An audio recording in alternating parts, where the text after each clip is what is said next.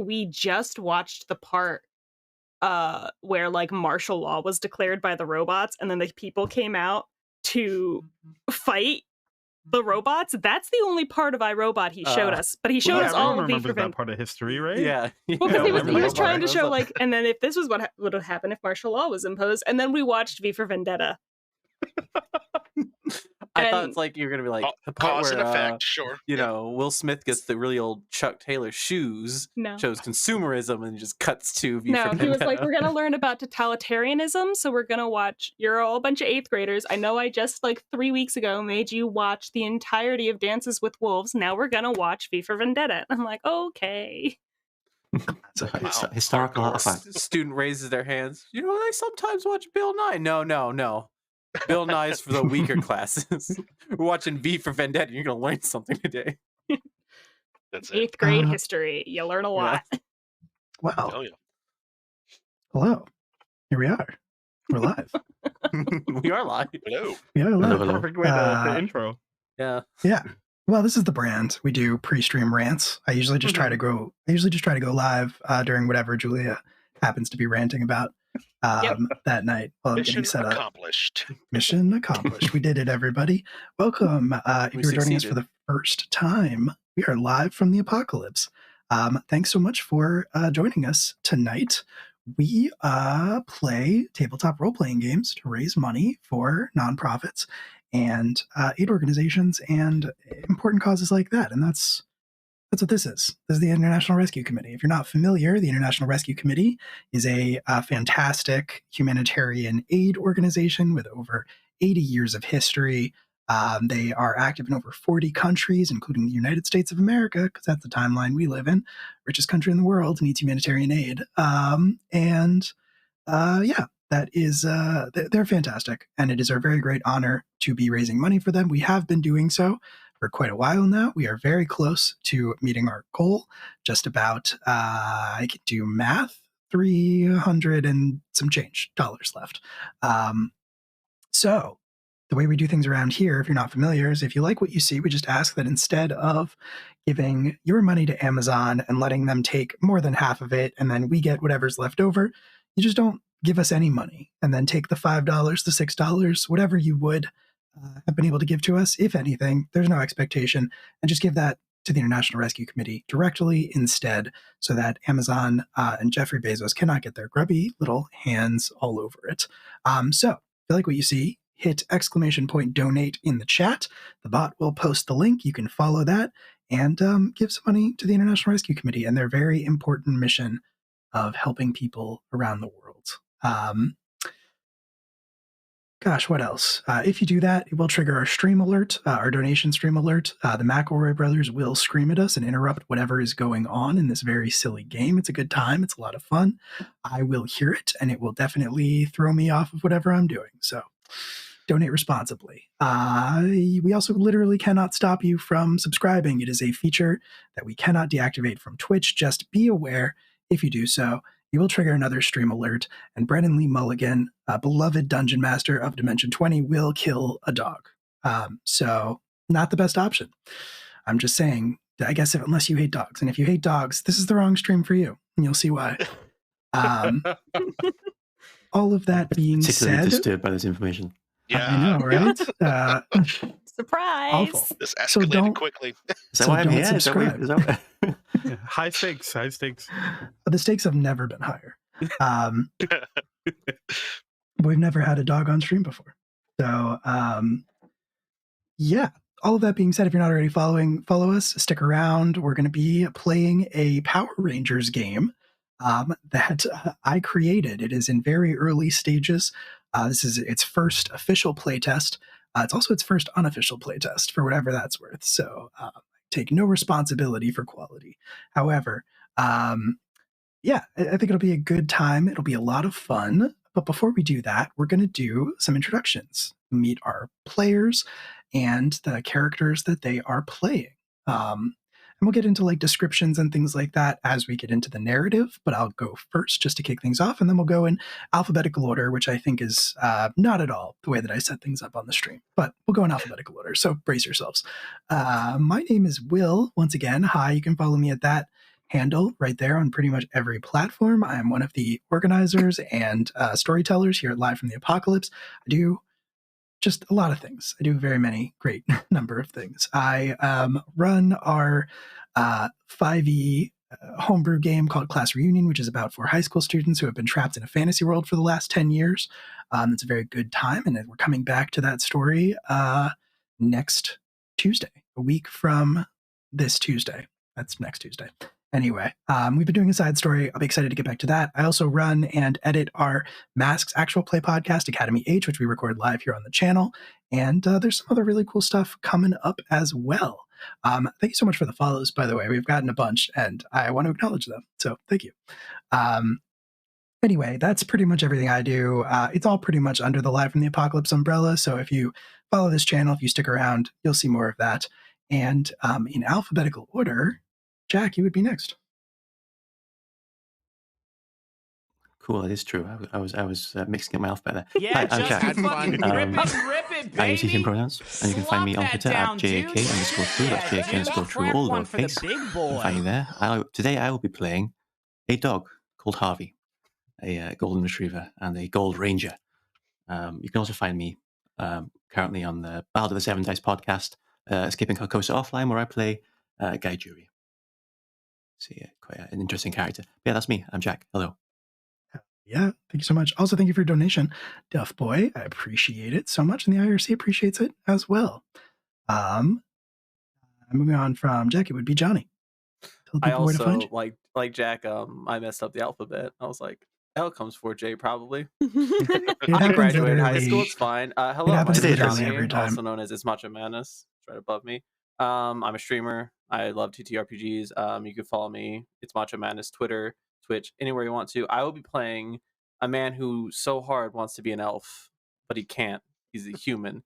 His name is Kirby Connors, and you know, we're gonna get into some fun tonight. And I don't want to spoil too much about the character, but he's a bit of a goofball. So Elves are who you are on the inside. It's okay.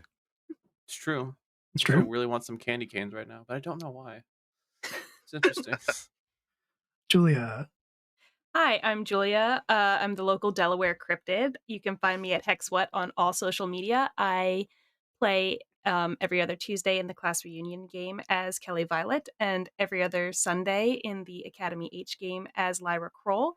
I will be here for one more time for Haz-mas next week with Stalker in the Woods, which is the second part of our Monster Hearts game. It's going to be very chaotic. A lot's going on. And in this game, I'm playing Katie Jackson. I'm the Yellow Ranger. I'm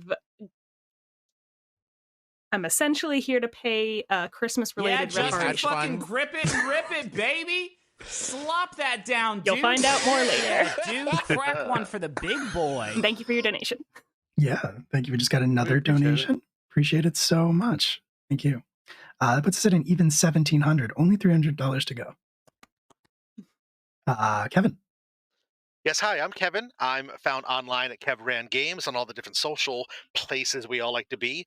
When I'm not here, I am the host of the Game Night Heroes podcast, where we play actual play stuff, audio, cool, fun stuff, and I'm the host and the game master over there. I'm also on the Murder Hobo Inc. stream, where we do really cool beer and pretzels wild stuff, which is fun. I play a tiefling paladin with a shotgun in a post-apocalyptic world. That's a lot of fun. And yeah, I'm on a bunch of other stuff. And tonight I am playing Casper Van Dam, who is, you know, just your typical, really laid-back, chill Black Solstice Ranger, just trying to keep everybody together, man. You know, yeah. So glad to be here. Love that. And last but certainly not least, Lion. That's me. Hi, I'm Lion. You can find me on most socials at the Lion Knight 42, and you can find me over on Twitch, here on Twitch, wherever on Twitch, at Tales from the Table Studios, where we do a number of different actual plays throughout the weeks. We're on a bit of a break right now for the holidays. We'll be back in the New Year's and have a bunch of really cool stuff. We love Live from the Apocalypse, obviously. I'm super excited to be here tonight. And I will be playing Chaim Levy, the Jewish space alien common writer, who is still sort of acclimating to what it means to be here on Earth and what the holidays are like here. All right. Perfect. And with all of that out of the way, we will begin our story, Season's Beatings. It has been a little bit of a time recently for the holiday spirit guardians in your hometown of Polo Norte, California, where, as you might expect from a Southern California time, even though it is the holidays, the weather, generally speaking, does not reflect it. It is normally very warm, very still sunny. Honestly, you've probably noticed very little change, traditionally speaking. But on this particular day, along with everybody else in town, seemingly, you have gathered for the local surf competition. It's a big deal. Happens every year around this time. And where else, would you be able to watch and join in on a surf competition in the middle of the winter?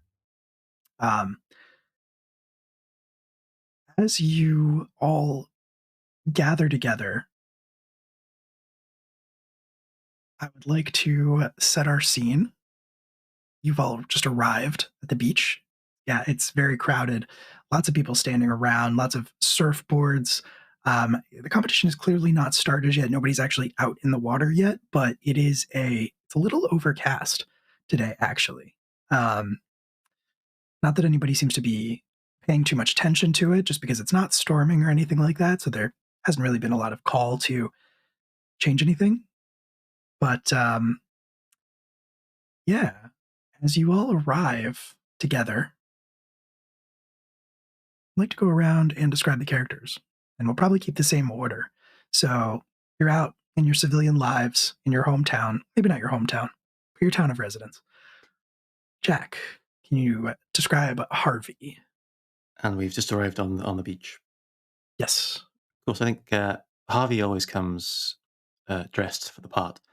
So Harvey, being a golden retriever, about 6 years old, quite a large dog, is currently wearing a gold wetsuit, and is preparing to take part in the surfing competition as does every year. Harvey is pretty good at sports, a very athletic dog.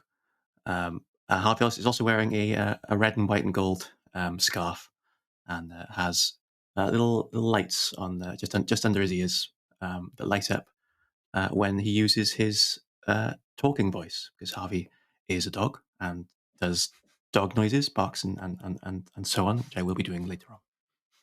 But he also speaks in a fairly robotic tone to communicate with his team.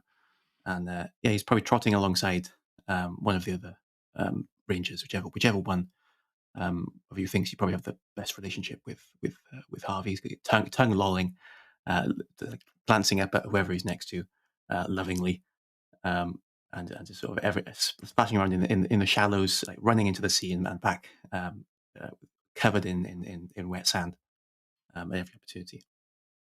The best boy. The bestest boy. Our best. So if you are doing this competition every year, is it one of those things where everybody in Polo Norte just kind of accepts, like, hey, there's a talking dog here, and that's just very normal? I think for sure. Cool. I would like if it's completely normal, like if no one even bats an eye anymore. Like it's just a thing that happens, and maybe I have a rivalry with an Australian pro surfer.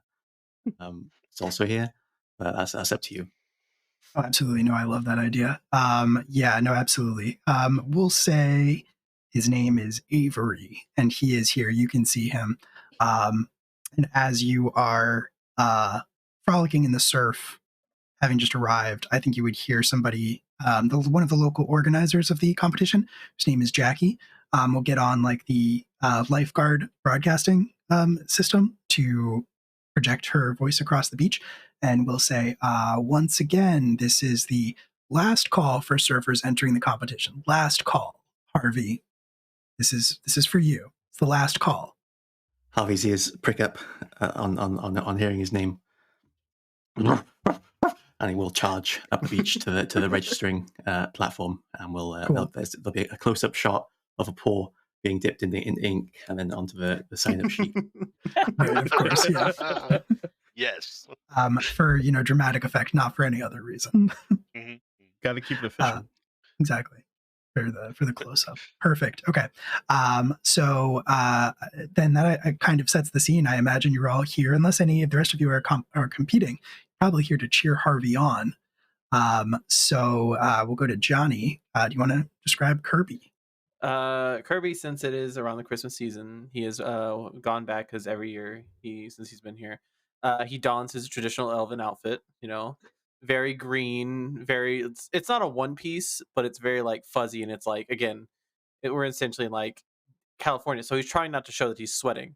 But if you just look at the main areas where sweat would come from, it's starting, and he's like kind of drenched. But he also has flyers that he's handing out, and he's like, "This is important. This is important." It's like because he's trying to save Christmas, because even though it's again we're like so far out from Christmas, it doesn't feel like Christmas to him, and he's trying his best to build holiday spirit, make people feel like Christmas is coming and it's like a big deal, but people are just kind of like, I'd imagine, because he's trying to be more forceful with it, because like as much as he loves Christmas, he's like, take this flyer, and not like telling them what's on the flyer, just getting in their faces like, take this, please, and like it's getting to the point to where it's just like I'd imagine like people are like staring, and it's just like he's not paying any attention to this though. He's just like again forcefully trying to give them these flyers, these pamphlets, but at the same time like he may need to stop because there's a good chance the heat's gonna get to him. He might pass out.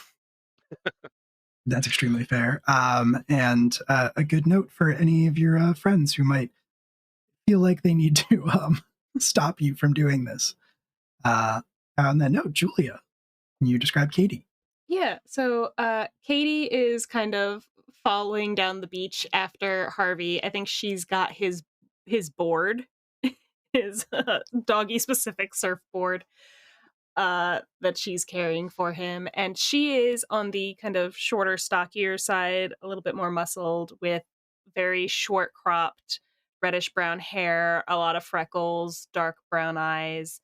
And she's dressed in kind of like a more sporty swimsuit, so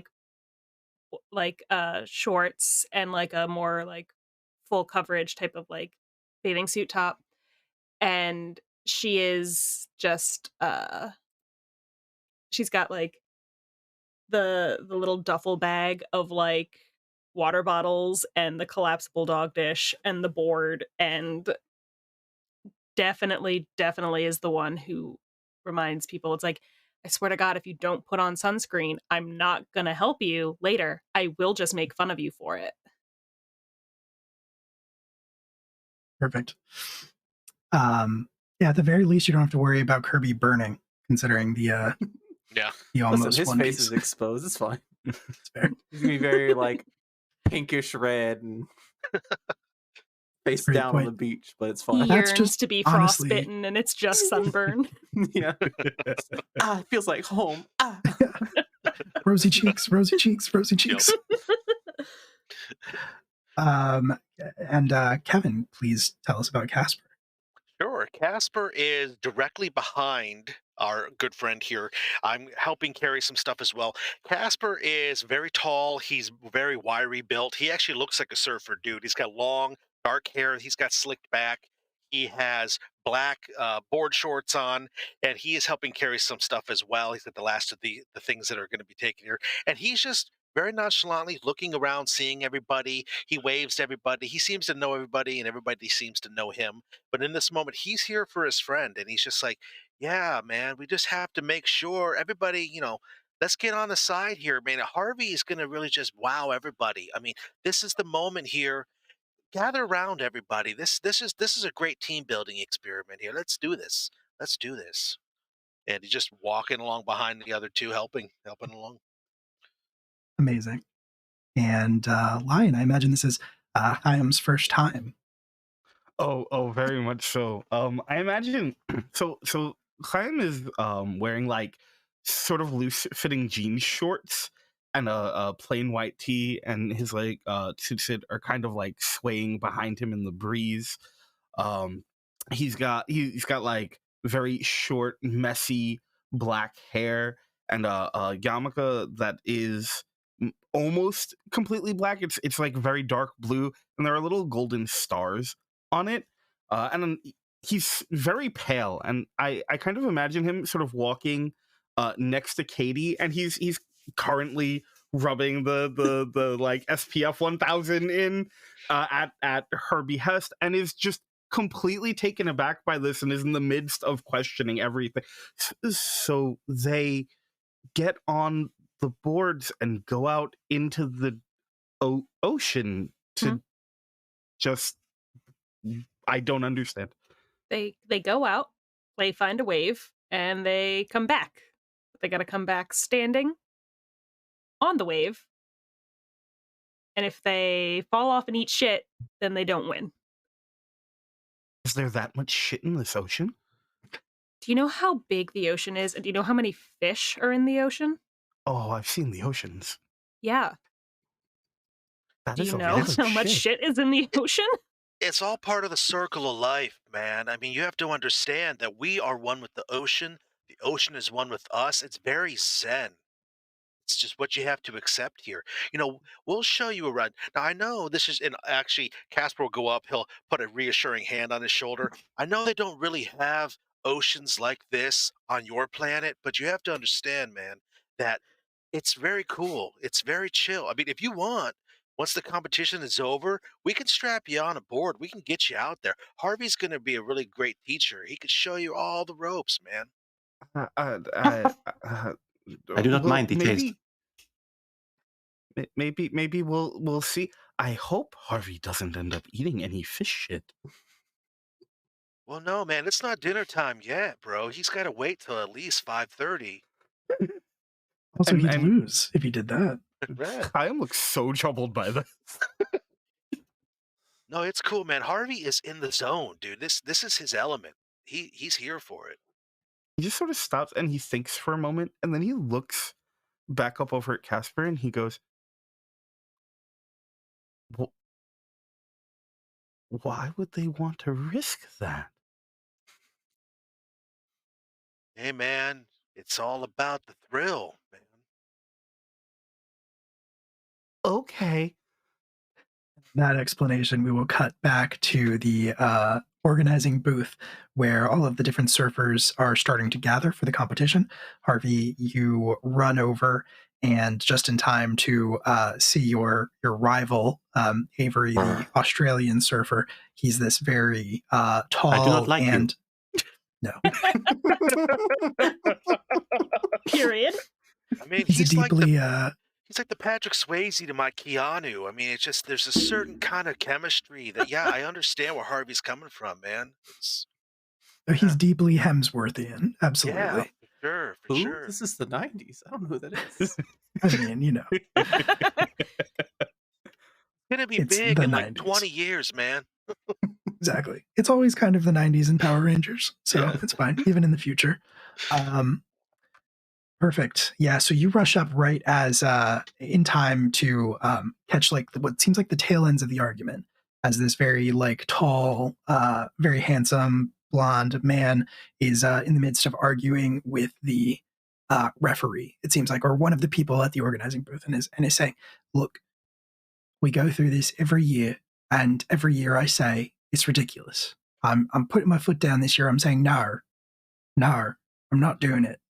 And they, the person behind the desk looks down and is flipping through some pages and sort of looks like shrugs and looks kind of at a loss and says, "Look, I've been through it. I've been through it front and back, and there's nothing in the rules that says a dog can't enter a surf competition." So true, man. So true. Every I year, don't these same under- complaints. Every year, they are refuted. I have Buff, earned my place in this competition. why is it strange? I would imagine that being a dog, there's more common shit eating. It's No, not no, no, normal. no, no. He's complaining because he's a bitch and he doesn't want to lose to a dog again. Wow. Now, Oh. everybody, let's just cool our emotions, understand okay? Let's this. not get heated up here. I mean, things are going to get heated and escalated, but that's just because of the summer sun, you know? the winter sun, excuse me. So let's just all just kind of be mellow and remember this is all part of the sport, you know. Look, I'm just saying he's got an unnatural advantage, all right? It's a balancing competition, and he's got 4 legs and I've got 2. It doesn't make sense. You want us to Clem? strap a tail to you? That make you feel better? No, that wouldn't make me feel better. Then Clem just would get good, Avery. like start walking up to him and like quirk his head and just goes, Excuse me, why are you so intent on being a bitch?" What did you say to me? And he like looks back at Katie for a moment and then looks back. Why are you so intent on being a bitch? I was under the impression that was a bad thing. He like takes a deep breath and like lets it out, and he'll look at Casper. I think since you have this rapport, everybody kind of has a rapport with Casper, I imagine. But he I says, hope "Like, so, get yeah. this. I don't know who this guy is, but get him out of my face." Sure. Hey, you got to understand, man. Kayam's he's an exchange student, man. They do things differently over there. It's totally cool. Hey, he will not harsh your mellow at all anymore, man. It's all right. Hey, I you will, better though. not. Well, Kayam, yeah. it is not a bad thing. I am a feminist. Oh, okay. I misunderstood. And then he looks back over at Avery and is like, I'm so sorry. You be the biggest bitch you would like to be. Look, I'm here to surf. Let's just do this. Yeah, man. I'm sending positive vibes your way too, Avery. You know, everybody together. And Chakra. he storms off after that, like yanks his board out of the sand and starts walking to the water line. I imagine he passes Kirby on the way and just like smacks the leaflets out of his hands. Just like, get out of my way. And As they he like, smacks leaflets out of his hand, he'll like look up and I was like, "Oh, you're Avery, right? What was the last name? But I remember you. You were on his list. How's the coal been all these years? what are you talking about? I mean, you were on like good list, bad list. On his list it was Avery, surfer, complains like a little bitch. What else? Always finishes second. That's what it was. But yeah, no, thanks for knocking these on the ground. That'll, bump you up the list a lot. And then he'll just like look down, start picking up the pamphlets. Yeah. I'll help you clean those up, man. Casper will get down and start helping him tidy them up. I didn't know he did that. Avery, who was just having the worst day, just like walks down to the water line and like throws his board down in anger. Says, "I hate this city. I hate this place." Hey, man, the city loves you, though, man. Remember that, you know. Yeah, we love you. Yeah. The organizer, Jackie, will come over the intercom system again and will announce like the competition is about to start. Surfers, take your places. So everybody lines up with their boards to begin like paddling out. As you gather at the shoreline, I imagine, Harvey, you're very experienced at this, so I imagine somebody probably sets your board down and then you kind of like paddle yourself out. There's lots of extreme close-ups. Right, Of the bottom of the board. For dramatic as effect, it goes out onto the water, of course. Not for any other reason. And then some No.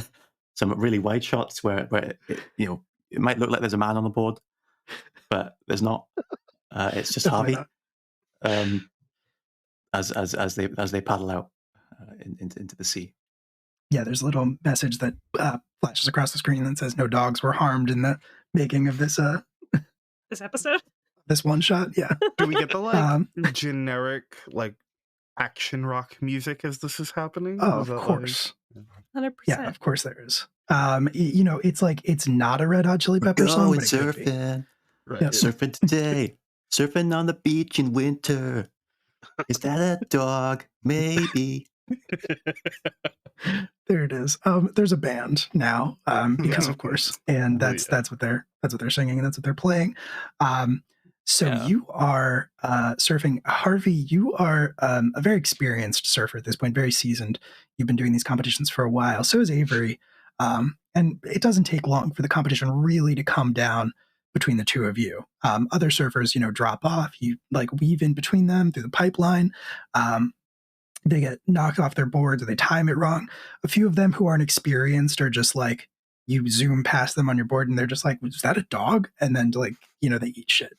And but Avery is determined. Avery is on his game this year. And the competition is fierce. And I think even I think it's safe to say that as it really comes down to the wire, it's like you and Avery neck and neck, and you see him reach out to try to like grab your scarf, clearly intent on cheating.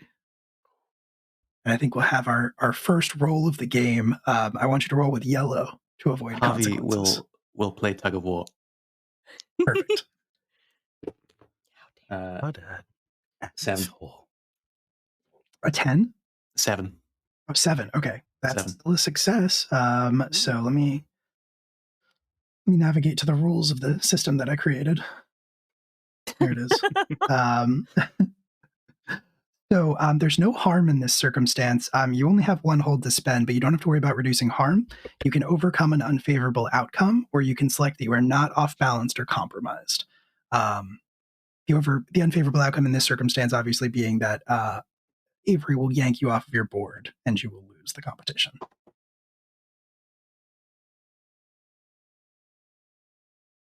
I lost your audio. Is anybody else hearing? Sorry, there we go, cool. Okay. I've got a silent mute, so I touch it all the time, forget about it. Yeah, Harvey will allow Avery to win this time. Harvey, winning every year. Harvey's not a selfish dog, and sees that Avery really needs it this year. So a tear in Avery's eye as he stormed away earlier, and enjoys playing like the scarf, and will joyfully leap into the water, to allow Avery to speed past. Perfect. Yeah. Okay. Incredible. Yeah. Okay. Cool. So so we'll say you were not off balanced or compromised. This was a very conscious choice on your part, and yeah, you kind of dog paddle back to your board if you want, and you can steer it back to shore. And the rest of you would see Avery hop off his board right as he's starting to reach the shoreline and start walking up the beach, his hands raised in victory. And the Jackie will come over the intercom again and will say, with it maybe like a touch of disappointment or skepticism in her voice, just like, and the winner of this year's Polo Norte winter surf competition is Avery. And there is Caps, man. Yeah, give it up. Victory's a fun. victory. I'm really proud of you, Harvey. That takes a lot to walk away from something like that, man. That's way to go, dude. I will recover. I will win next year. Avery will not leave now. There's a very lukewarm response to the announcement that Avery has won. People are not the biggest fans, clearly, and Harvey is like people love Harvey around here. So he's like the best. Yeah, right. So like it's very much a Pyrrhic victory. Avery wins. They give him the trophy. He's like got it over his head. He's celebrating. He's very excited. But there's nobody paying attention to him. Everybody's gathered around telling Harvey what a good boy he is for being such a gracious loser. And happy.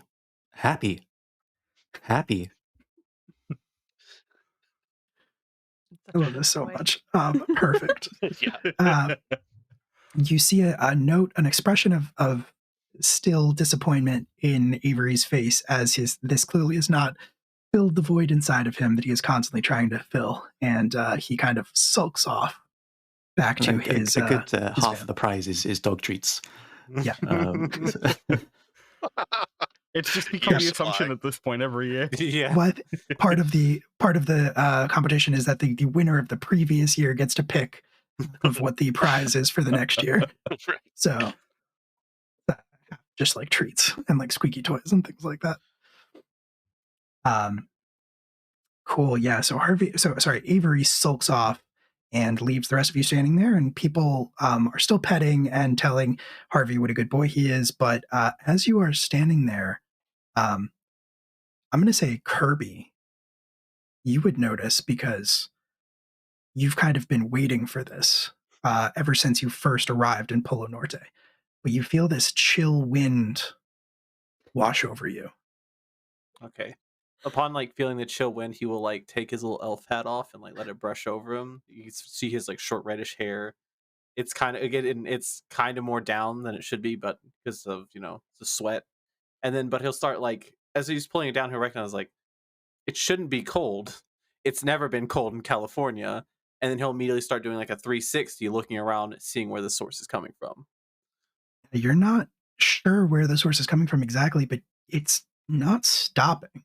Like this wasn't a breeze and then it goes away. This is very much like the temperature is changing. This air that is coming in off of the ocean is freezing cold. And as you stand there, all of you on the beach, it starts to snow. And I think at that moment, when you notice that it's starting to snow, you get a notification, your communicators beep. We never really established exactly what your ranger communicators look like, but it's up to you if you want to go with like the wristband series or like the cell phone series or whatever. But you get a beep and you hear. I think a wristband might be required. There we go. That makes sense. Well, maybe it's like a little necklace, like a Well, dog it's collar part thing. of yeah. Oh. We all have. We've all got collars on. No. Just took Listen. a whole different direction now. Listen, Kirby might be into chokers. Who knows? It's not important right now. I'm not exploring that part of Kirby's background. That's a different game. Yeah, it's a different game. It's fine. Yeah, Monster Hearts is next week. So Yeah. Right. perfect. You get a communication. You hear it like beep out your little chime, and you would hear a woman's voice that I think you are probably passingly familiar with. Say, Rangers, report to base. I assume I would overhear this from one of the others, right? Yeah, I think so. You may have been given a communicator, but either way. I'll pull my I'll go with risk communicator. Is this about what's happening currently with the weather? Because it's very cold and it's very conspicuous. Like I don't understand this. It is. I'll, I'll explain when you get here. Okay. Now I have a question. Do we do the Mhm. ranger thing of where we just okay. Become pure light. 100%, yeah, you just like Yeah. tap the communicators twice and you vanish Okay. from the beach. So do we want to do the thing where we would like run away and like find Yeah, a we place gotta- to hide first? Yeah, we like Okay. go under the boardwalk real quick. Yeah. All hide behind the surfboard. Everybody, group session under the boardwalk is important. We got to I get do the really local like celebrity out of here. I do really like the idea that there are just like there's a row of like 5 surfboards that have been like wedged into the sand that you just like duck on. But each They of all just- matching heights too. So Yeah. just like Yeah, a happen to be the right alignment. color schemes and everything. Yeah. Yeah. Oh, yeah. Yeah, when they started running off, Casper was going to lower his head because he had his head back. He was catching snowflakes on his tongue, just kind of enjoying the moment, and catches up with everybody when we get over there. Perfect. You double tap your communicators, and you vanish. All of you in like a cloud of like sparkling snowflakes and peppermint scent, and reappear in your headquarters in your base, underneath the Santa Pavilion, at the nearby Polo Norte Mall. You're despite like your general theme and the fact that your powers are sort of mystical in nature, your base is kind of almost it's very high tech, and it's got a sort of an interesting, almost like spy vibe to it. I think it's kind of like a mix of very high tech, but also integrated into like a lot of mahogany and like bespoke wood and things like that. It's a very classy looking place. And there is a big monitor on one wall where you would know that it is normally dominated by a portrait of your Red Ranger leader, Santa Claus. But currently that portrait has like slid away to reveal the center console, and there is a person standing in front of that console with her back to you. And I think this is somebody that you have all encountered at one time or another, maybe not Chaim, but the rest of you have, even though she is normally out, like on assignment, normally doing things actively behind the scenes outside of Polo Norte, you would know that this is your leader's spouse, Mrs. K, and she's a woman, very of a very indeterminate age, because much like he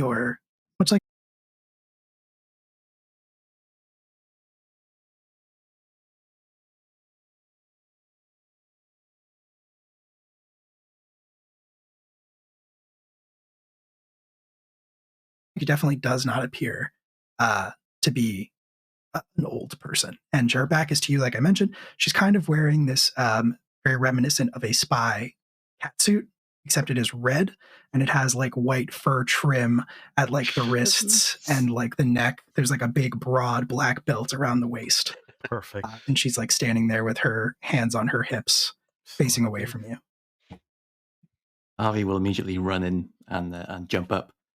Ruff, ruff, ruff, ruff. Mother, hello. I've returned from the surfing competition. I didn't win this year. And just covering the back of her suit in sand. Right, of course, yeah. And she will like turn part of the way around and drop down and pet you, give you pets, and she'll say, "That's okay, Harvey. I know you did your best. You always do. You'll get him next year." Yeah, he didn't really win, but he did win. Deep down, he won in a matter of the spirit. And she like keeps she starts like ruffling your head. She nods and understands, she ruffles your head, and she says, "Who won a moral victory?"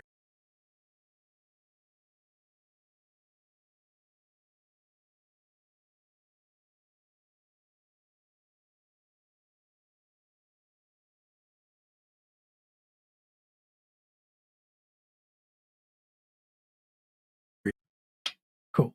No, we just had a little red like Christmas blink. It's fine. That's it. Yeah. Rudolph is in the system. All right, he's hacking. There we go. Everybody can hear me, right? Yeah, we can all see each other. Mm-hmm. Perfect. Okay, cool. So what she does is, what I said was that she sort of leans down and she starts ruffling your head back and forth, and she says, "Who won a moral victory? Who won a moral victory today?" That's right, you did. It was me. It was me. Good boy. And then she will stand up and look a lot more serious, and she will say, "Unfortunately, I think that's the only good news today. Something terrible has happened. Chris has What has happened? Chris has dropped off the radar." She would be referring to your Red Ranger. Oh man, when? What happened? Recently, there was a disturbance downtown that he went to investigate and attend to while you were at the surfing competition. I told him to call you, but he didn't want to interrupt Harvey's competition. But after he got there, I lost track of him. I can't find him on any of the machines. I can't find him on any of the sensors. I'm worried something might have happened. I will search every corner of the base. And Harvey will start running around, sniffing the corners, just searching for the Red Ranger. She'll start to go. She'll be like, "I don't think he's in the bit." Well, okay, you do that. Katie will step up more to the console and be like, "What part of downtown?" She'll say City Plaza. What was he doing in City Plaza? Well, there aren't a lot of sets on this in this one shot. We've got the ravine. We've got City Plaza. There's a quarry somewhere. Yeah. Yeah, exactly. Got the beach. Just a We've few. already used the beach. Exactly. Yeah. So can't come back to that till Act 3. Right. Yeah. So City Plaza is really just like some nondescript office buildings that was good. Yeah. They could be in America. They could be in Japan. Kirby's, who knows? Kirby's 6-layered mansion. Sorry. That's next time. That's sequel. Yeah, next season. Yeah. We see the door occasionally. That's also when we'll do the laser platform, right? When we go to space. Yeah, of course. Yeah. Okay, cool. Exactly. Yeah, we'll visit your home planet next time, buddy. Okay. Oh yeah. Yes. So, Casper stepped forward. So, I mean, downtown Central, that's near Choke Cola headquarters. Do we think they have something to do with this again? I I think they must. Katie, I hate to ask, but if you know anything, or if you can think of any plans they might have mentioned when you were an employee there about, well, kidnapping Chris. I mean, they always are heavily invested in stopping us whenever they get a chance. It might not have been a planned thing. If they just realized he was by himself, they could have just acted on the opportunity. It's possible, but I Hmm. can't imagine they would have been able to beat him. They would have had to come in quite a force. And you'd think Do we you would have know what noticed it that. was that led him there? No, I don't. We just there was a tremendous surge of Grinch energy, and after that, almost nothing. This is not good, everybody. I hope it's not a recurrence of all those seltzer robots that we fought last month. I mean, those things took all of our power combined. I mean, we had to call upon our Zords and everything. It was wild. And that Yeah, never that's true. happens. The Zords haven't even recovered from that, and that's probably why they won't be Yeah. in this episode. Yeah, mine's still in the shop from all the damage it took. All that Also the bubble spoilers I'm fizz getting put on water it. just got in the circuit. It's bad news. The lasers are still recharging. But Yeah. The coating is so sticky. Oh, yeah. Terrible. It was like the movie theater floor. It was awful. but what if I have meant to ask why the movie theater floors are always so sticky. well, you see, going to movies, people tend to buy a lot of, food, popcorn, sodas, candy, and kids usually would like knock these food items on the floor, or teenagers, not like us, but other teenagers, better teenagers. No, I'm sorry, we're better teenagers. They're worse teenagers. Sorry. Would knock them on the floor, just leave them unattended, and the floors over time, because movies last 2 hours or so, except for the most recent, Keanu Reeves, Patrick Swayze movie, that just came out, but not just It's came a out. masterpiece, man. It was Uh, just it it just was really it was tapped good. into the zeitgeist. John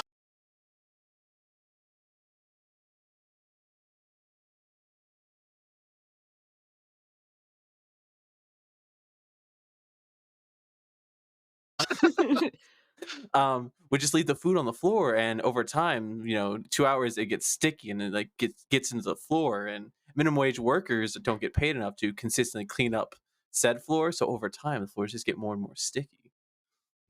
I'm supposed to be the elf, by the way, that's been here for like 5 years. Knows the movie theater trivia, by the way. Yep. Definitely done a shift there. Yeah. I got here and I was like, what if I become an actor? Like I could see Christmas movies for free, and then you were like, not worth it. Saw Home Alone too many times. So it could have Just been a ingrained very in my like head now. it could have been a misunderstanding where you were like, I'm going to be in the movies, which means that I have to work at a That's movie how they theater. lost 3 screens in the span of 45 minutes because I was Oh, running at no. them. Yep.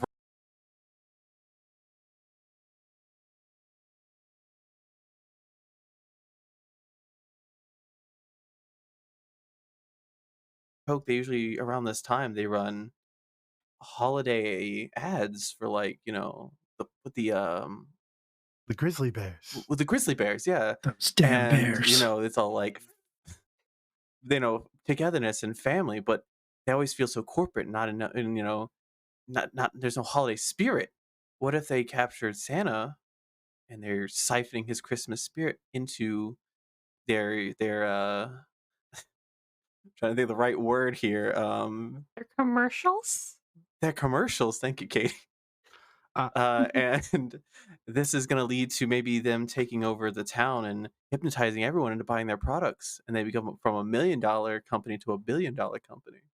As I understand it, Christmas spirit is an incredibly important part of the holiday. It really is. And I feel like we need to save it. Yeah, if they could turn Christmas into being only about commercialism.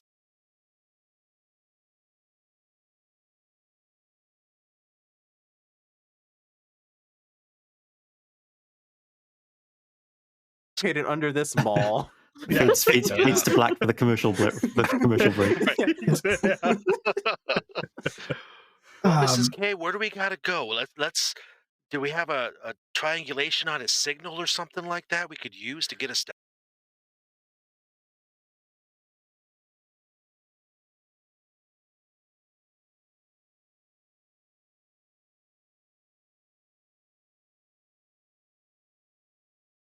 Involved. And I know you're all familiar, but I'm going to recap some of our knowledge of them right now, just to talk through all these theories that we have going. And she will sort of like start walking back and forth.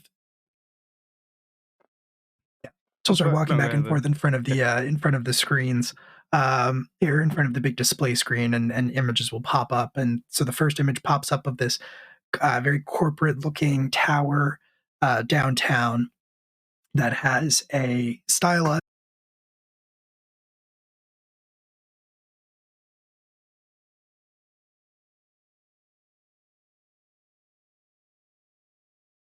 in like extreme 90s font over it. And she'll point to it and she'll say, I know I know you're all familiar with this, but I do think that, you know, our enemies who cower behind their cover, their secret identity of running the Choke Beverage Corporation,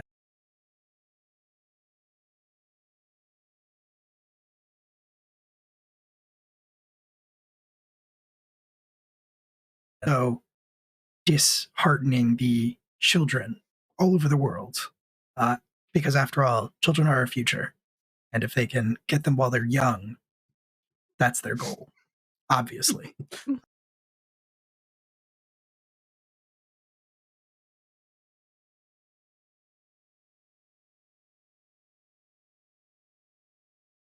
A version of that same stylized bear that's made so that it looks like the bear is actually ripping its way out of the magazine page to like try to choke the person who's watching it. And it says the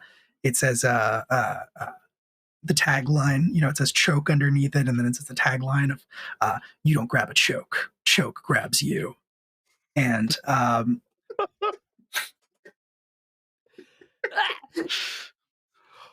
it's better than their old tagline. You gotta be choking.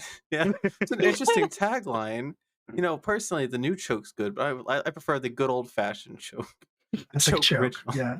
With the You know, cooking. and she says that's she says that's one of their They're gonna be choke nefarious zero by the time we're plots. done with them.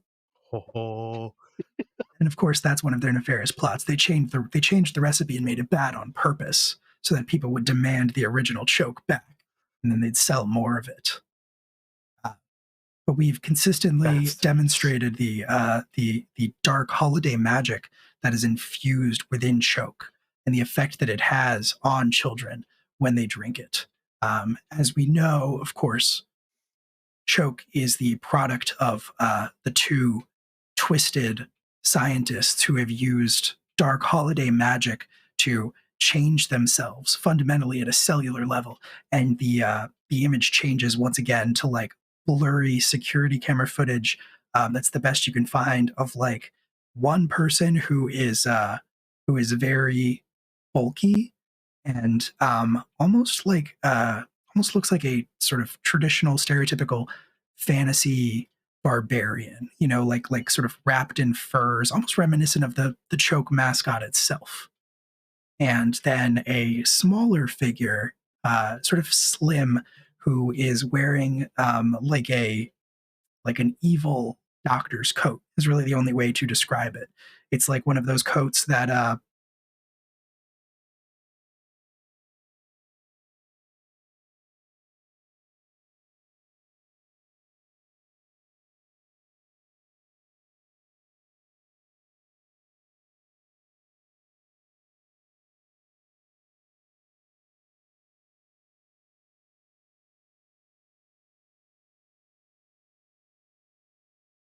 whatever his face would normally look like. And she'll point to them and she'll say, now, I know we've all had run-ins, particularly you, Katie, with your former employees, and she points to the person who kind of resembles the mascot and says, Supreme Intendant, and then she taps the she taps she produced like a pointer thing at some point and taps that on the person in the lab coat and says, and Principal Vice. And deep within the labs on the 50th floor of the Choke Beverage building, where they've built their generator to harness as much dark magic energy as they possibly can. I'm afraid that's where they may have taken Chris. Well, you can count on us, Mrs. K. We will definitely go. We will seek him out. We're not fully together unless our team is combined, so we're going to get our Red Ranger back. Yes, we will find a way to bring him home safely. That's You so would true. think for someone named Principal, they would have some principles, I mean. You would think. It's not spelled that way, though. Sorry. Hi. English is a confusing language. It's principal, like first, like first vice. Yeah, he's not a makes prince sense. or a pal, man. He's just nasty all the way through. Good to know. He is definitely not. He is definitely not here. I destroyed this cushion just to make sure. Good, good. Very thorough I'm gonna actually investigation. Casper's actually give Harvey a little like dog snack. Good job, you know. Thank you for the Harvey snack. Like, okay.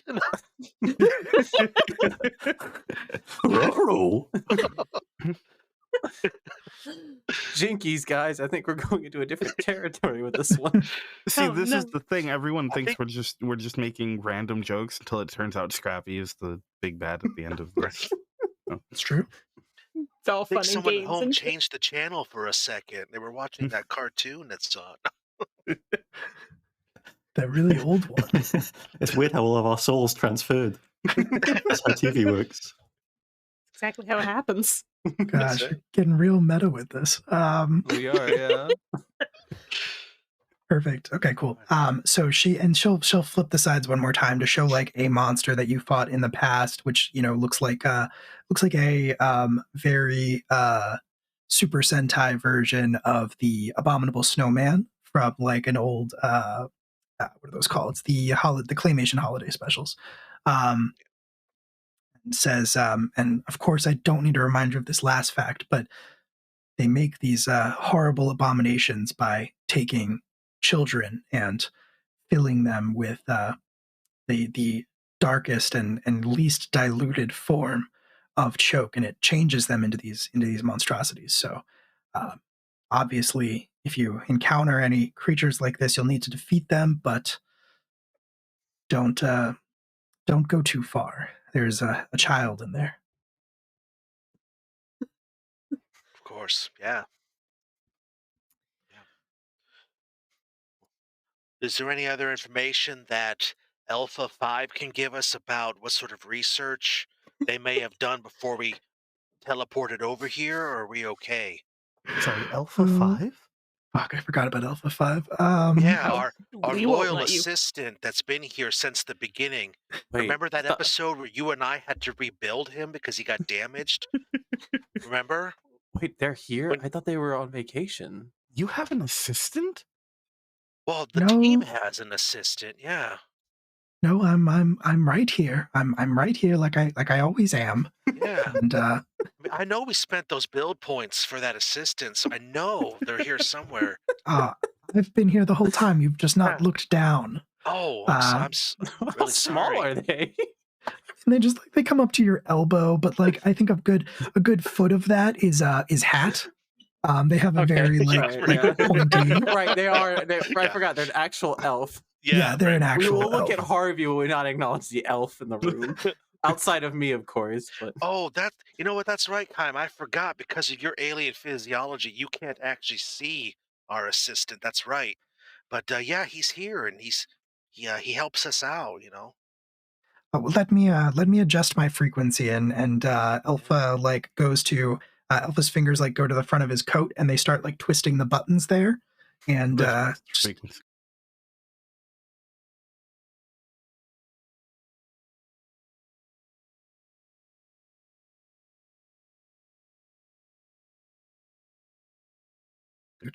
and a big floppy green hat. They're carrying a high-tech data pad in one hand that they're just doing like Iron Man shit on, like popping up holograms and stuff. We have stealth technology, but nothing like that. Yes, it's all magic, of course.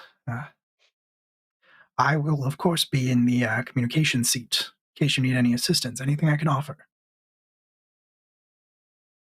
It's my great honor as an elf, a real elf, a true elf. Yeah. No. I'm picking up on the insults. It's hurtful. I get it. It But sounds... I feel like Santa missing is kind of more important, Alpha. But run me down a little bit while we're here. real pointed today. Yeah. Hey, it's okay, Kirby. You're an elf to me, We all respect you. We see you, Yes, Kirby, you are an elf to Casper. I Yeah, remember no. once seeing in a animated television special, and he like puts a hand on Kirby. Elves are what's inside. That's so That's- deep, man. It's so deep. That's simply Guys, I that's simply appreciate it. not true. Having friends is better than being, the elf leader, I guess. The How is- head elf is my title. I know. Yeah, I know. How's that empty house you go to every evening? Jesus Ruff. Christ. I think maybe everybody's going to get a little heated, so Alpha, maybe we shares should my go kennel. off on our mission, okay?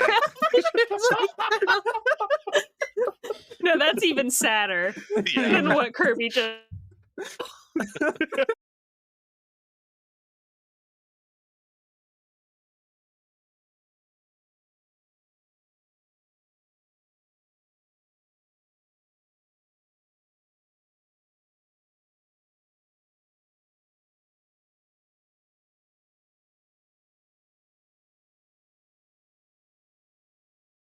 Well, would this be a good time for me to use my friends in low places move to try It to could get a be. hold, try to get a hold of somebody who maybe still works at For sure. Choke Cola and try to find out if they like, just in case there's like anything extra horrible and special going on today.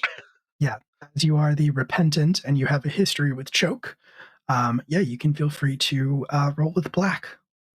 Okay.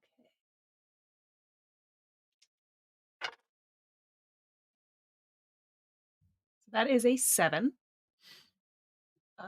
Which All right. is on a 7 to 9, they'll do it, but there's an expected complication to contend with in the process. So I think what I'm gonna do is I'm probably gonna try to get a hold of somebody who was part of my intern group, who ended up like staying on past the internship and stayed with the company.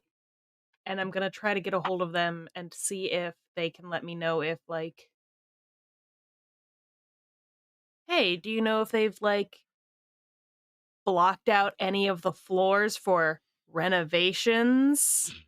Right. Absolutely. What was this person's name? I think this is probably like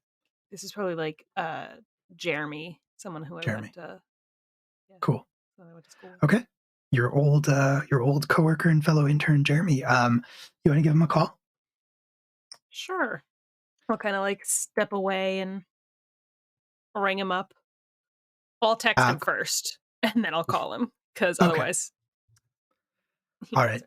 You would so there would be someone who picks up when you call, and they would be on the other line. They would say, very pleasantly, in a very pleasant sounding voice, they would say, "This is Dark Jeremy. How can I help you?" Hey, Jeremy, it's Katie. Katie, how have you been? I'm good, it's been good. Just was out at the surf competition. Crazy shit out there. It's fucking snowing. Wild, right? I heard, actually, I'm looking at it right now out my office window, and that is I've never seen that here before. Really crazy shit, yeah.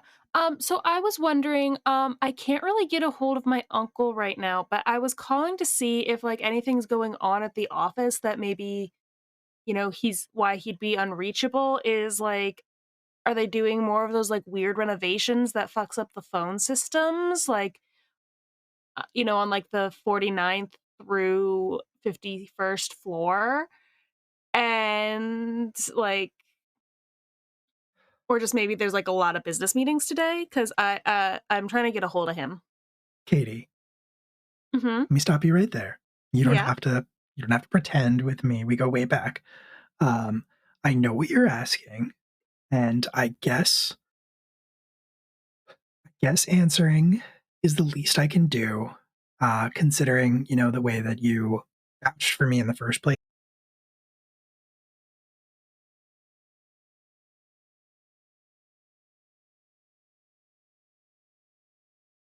So I really appreciate that. And you know what? Yeah, I'll let you know that your friend, your new friend, shall we say, Hmm. wink, wink, Uh um, huh. not in the building, not here. Okay. Yeah. Cool. Um, any like recent offsite requisitions that maybe I my new friend's at? have to check on that. Might take me a little while. Is this Okay. time sensitive? I mean, like his wife's worried about him, so like the sooner we Sure. find him, the better. So just so like she doesn't worry, because Yeah. It's just the Yeah. thing is that the dark Christmas party is tonight, and Oh, right. Yeah. Can't have you miss that. That would look bad if you don't show up. that is true. I really haven't been dark for that long, so Yeah, yeah. I that would look really really wouldn't bad. want you to lose out on your chance to further climb this corporate ladder. Can you just like if you hear anything, just like give me a text real quick, just like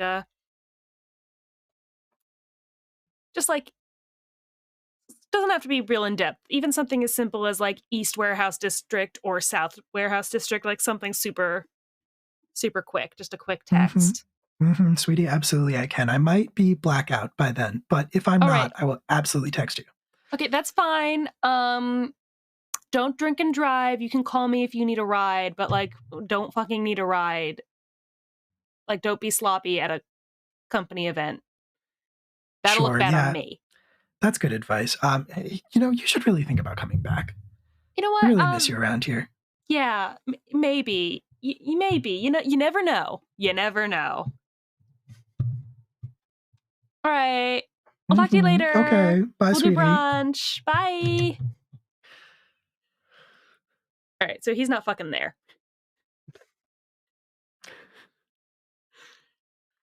All right. He's if they've got him off site. Mhm. Mrs. K will speak up and will say, I wonder if our best bet might be to, like, lure them out. I mean, if they want to harness his holiday magic, you're all pretty full of holiday magic yourselves. Way more than I am.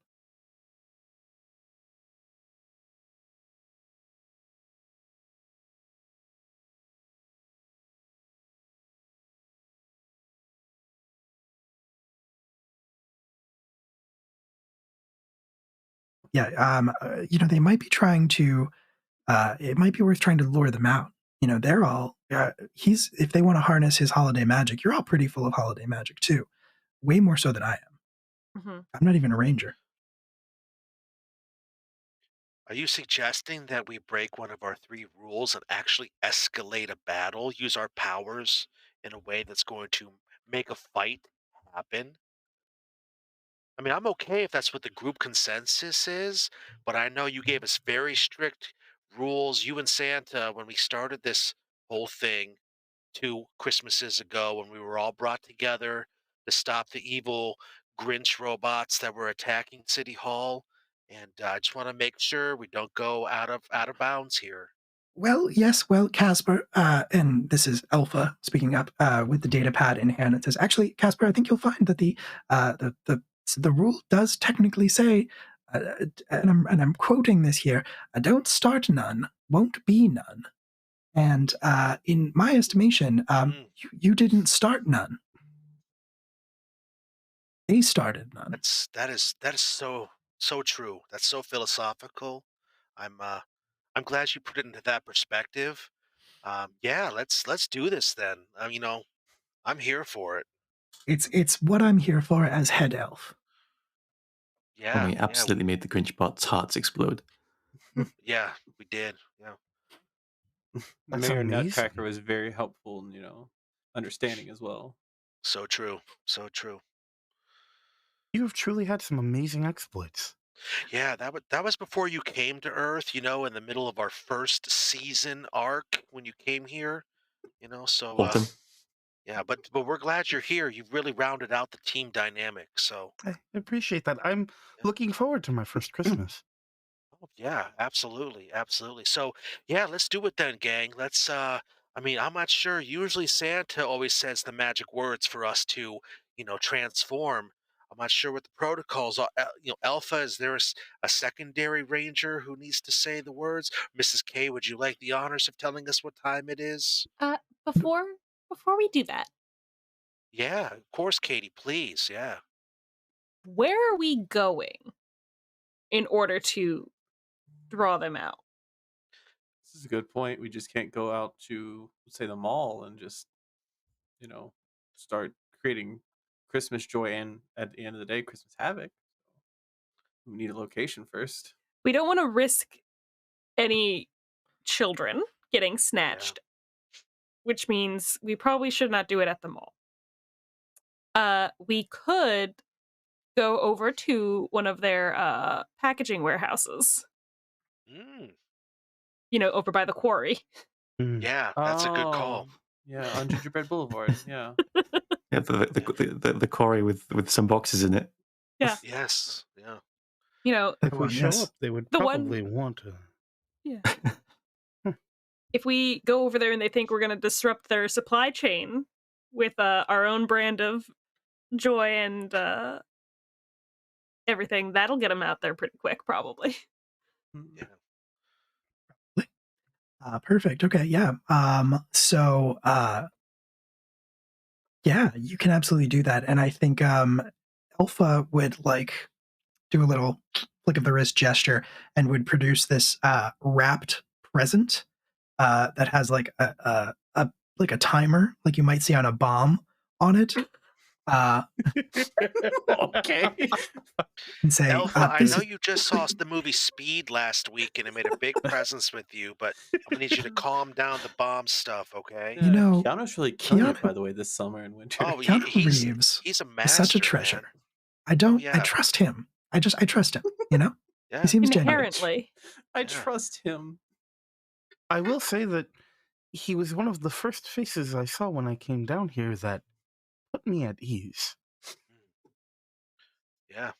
It's I true. felt similarly as head elf, when I first came to this world.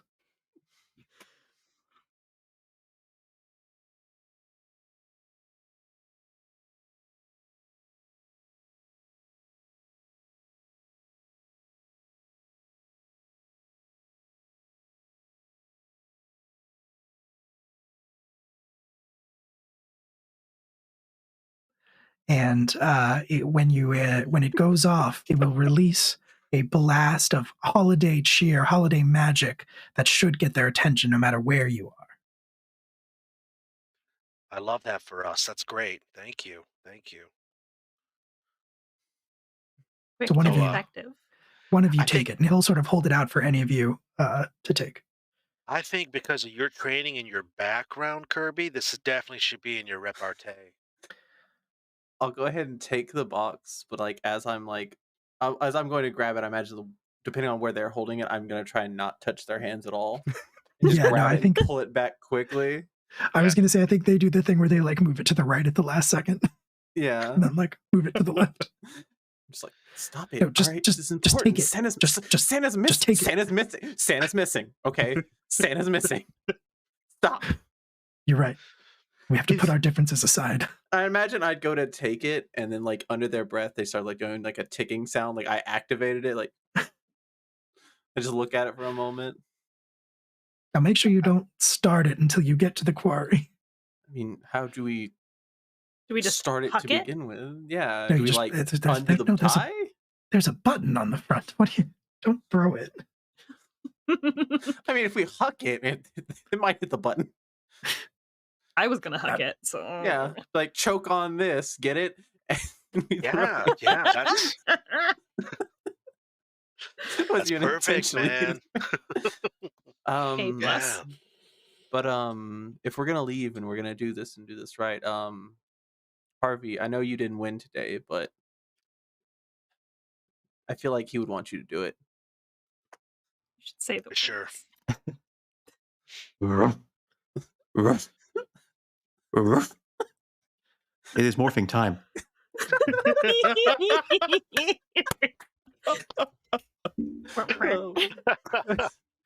Amazing. Perfect. Transformation sequence kicks off. Holiday magic swirls around all of you over like a winter background, and you piece by piece, your suits like come onto your bodies, different bits of like gear and things like that as well. I think we'll stick to our same order from before and just go around and describe what your ranger forms look like. Jack. So when Harvey transforms, his scarf extends and swirls around his whole body, turning him into a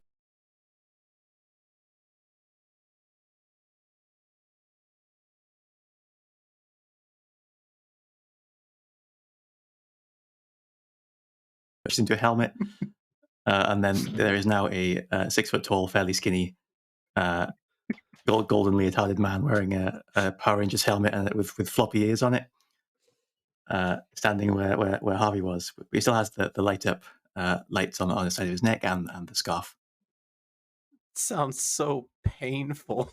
Yeah, I was gonna say like full animorphs, or like what are we talking here? No, not full animorphs. Absolutely. We hear the spine pop into place. Oh. You have to check on him each time. I can see Every the whole time. like cover of the book with the different like steps. Yep. It's Harvey at the front, and then Every time He's we're just biting- like, "You good?" He's Yeah. biting down on a bone to muffle the Just the scream. big round-headed dog mode. You can do it, buddy. Just deep breaths, man. Do this. The worst. Absolutely awful. What about Kirby's transformation?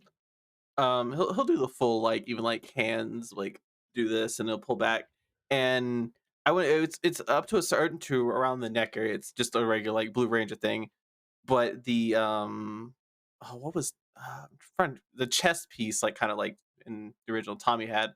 It's a candy cane stripe that goes across this like Tommy's shoulder and everything, but it's candy cane.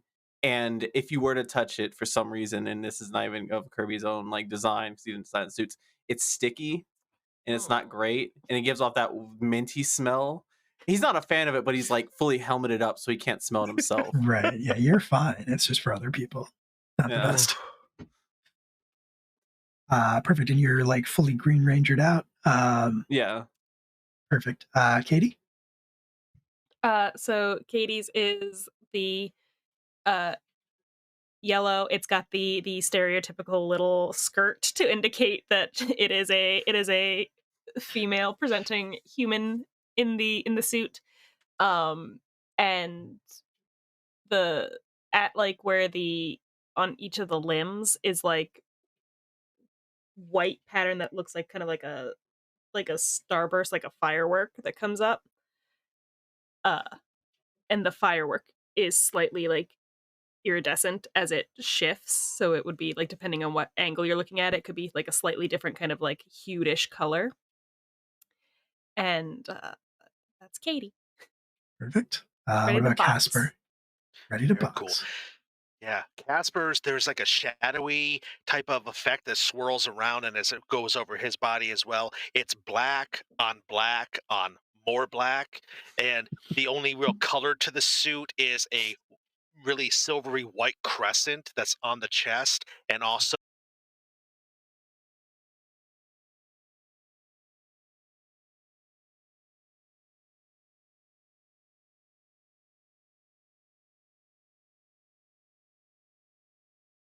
swirls through the air as well as the solstice, you know, fully engulfs him, and he's ready for action. I love that. Does the cape always blow even if there's no wind? Absolutely, absolutely. It's Yes. gently Like, blowing. yeah. Yes, Perfect. definitely. Yeah, Like yeah. right now, we're in a like air flow. sealed location. It's just like. Yeah, exactly. Yes, exactly. Yeah, definitely, definitely. Also, we definitely. send Casper out on our night missions because he goes completely unseen. Yeah, yeah, oh yeah, oh yeah. Except in some shots where we're all together, and Yep. but then sometimes it doesn't always blow in the wind. But Yeah. whenever he's alone in shot, Yes, absolutely. Flawless. And in direct contrast, Chaim's transformation. I was actually going to ask if it was all right if Chaim held off for the Oh, yeah. moment. If I could, he could just take the opportunity and sort of try and channel the energies that he will need in order to make that transformation. But I envision that there is a bit of a thematic time limit on how long he can stay in the form, so he probably wouldn't like transform until they are in front of, if that's cool. That's absolutely cool. That makes total sense. Perfect. Okay, yeah. So Mrs. K will nod at you all and will say, I'll be here running ops with Alpha. So if you need anything, don't hesitate to reach out to us. But Godspeed, Rangers. I really thought you were just gonna stop at that. If you need anything, don't. If you Just need don't, yeah. anything, call someone else. I'll be here. 911 is a good start. Work your way down. If There's you need a- anything, good luck. There's a plate of cookies and a glass of milk that have been calling my name. So You're on your own. um, but in that same swirl of holiday magic, I imagine you all disappear and rematerialize at the quarry, which you're very familiar with. You've been here a lot for some reason. When I'm sorry, real quick, if I may, Yeah. when Chaim rematerializes, I think he's on his bike. Oh yeah. Oh, that's right. Yeah, that Yeah. makes sense. It's just this kind of like blocky almost at the front into like kind of sleeker in the back. Very like white bike with blue lines running across the sides, and in the center of it where the engine would traditionally be, you see this like glass dome, and there is just this spinning flame in the center of it. Perfect. All right. So you are in the ravine. You have the glitter bomb with you. As you are preparing to activate it, Katie, your phone rings.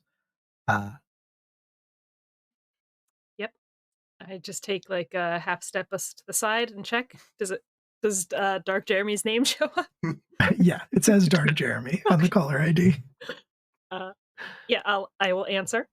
Katie, this is Dark Jeremy. How are you? I'm good. How are you? I'm doing great. I haven't been able to get my drink on yet, but I just wanted to let you know that it looks like they're holding your friend, wink wink, in our warehouse near the quarry. Oh shit, no way. Yeah, Oh man. yeah. That's really lucky for me. Or are you well, don't tell me. The less Yeah, I you know, know- the better. You know how it is. Like if I tell Yeah. you and then they ask, you're gonna be like obligated to say. I would too. I would say. Mhm. Oh, I don't doubt it. I would not doubt you for a second to sell me up the river at the first opportunity. You know me so well. Why don't we hang out more? You don't really get a lot of time off. That's true. Corporate life really is sucking that out of you. Okay. Especially evil corporate life. Yeah, totally. Okay, Is there a so difference? You should finish up whatever work you're doing, and then you should go to the Okay. Christmas party. That's true. The dark Christmas party. Don't The forget. dark Christmas party. Yeah, I don't have to definitely. go to the regular Christmas party anymore. Oh, nice. All right. All right. Well, go have fun. Thanks. You too. Bye. Thanks. Bye. All right. So he's here. Was that Dark Jeremy again, by the way? Or Jeremy? Yeah, it's Jeremy. Oh, okay. You know he's on the naughty list for insider trading, right? Oh, of course he's. Is that the only reason why he's on the naughty list? Because No, that's it's actually shocking. it's the most recent thing that like Okay. flipped on the system. Okay, but insider trading against Coca-Cola, I feel like that should balance something out because, like, we don't like them. And he did help here. He also only tips 8%, so Oh, Oh, That doesn't yeah. surprise me. I'm not from It's here, and even harsh. I know that's not okay. that's right. Money is weird. Yeah, it's fine. He'll cry about it later. All right, Okay. let's blow this popsicle stand. We What are should you doing? probably save Santa first before we blow it up. It's a figure of speech. Oh, okay. Thank you. Yeah, figure of speech. Anyone want to hold this? I'm tempted to throw it.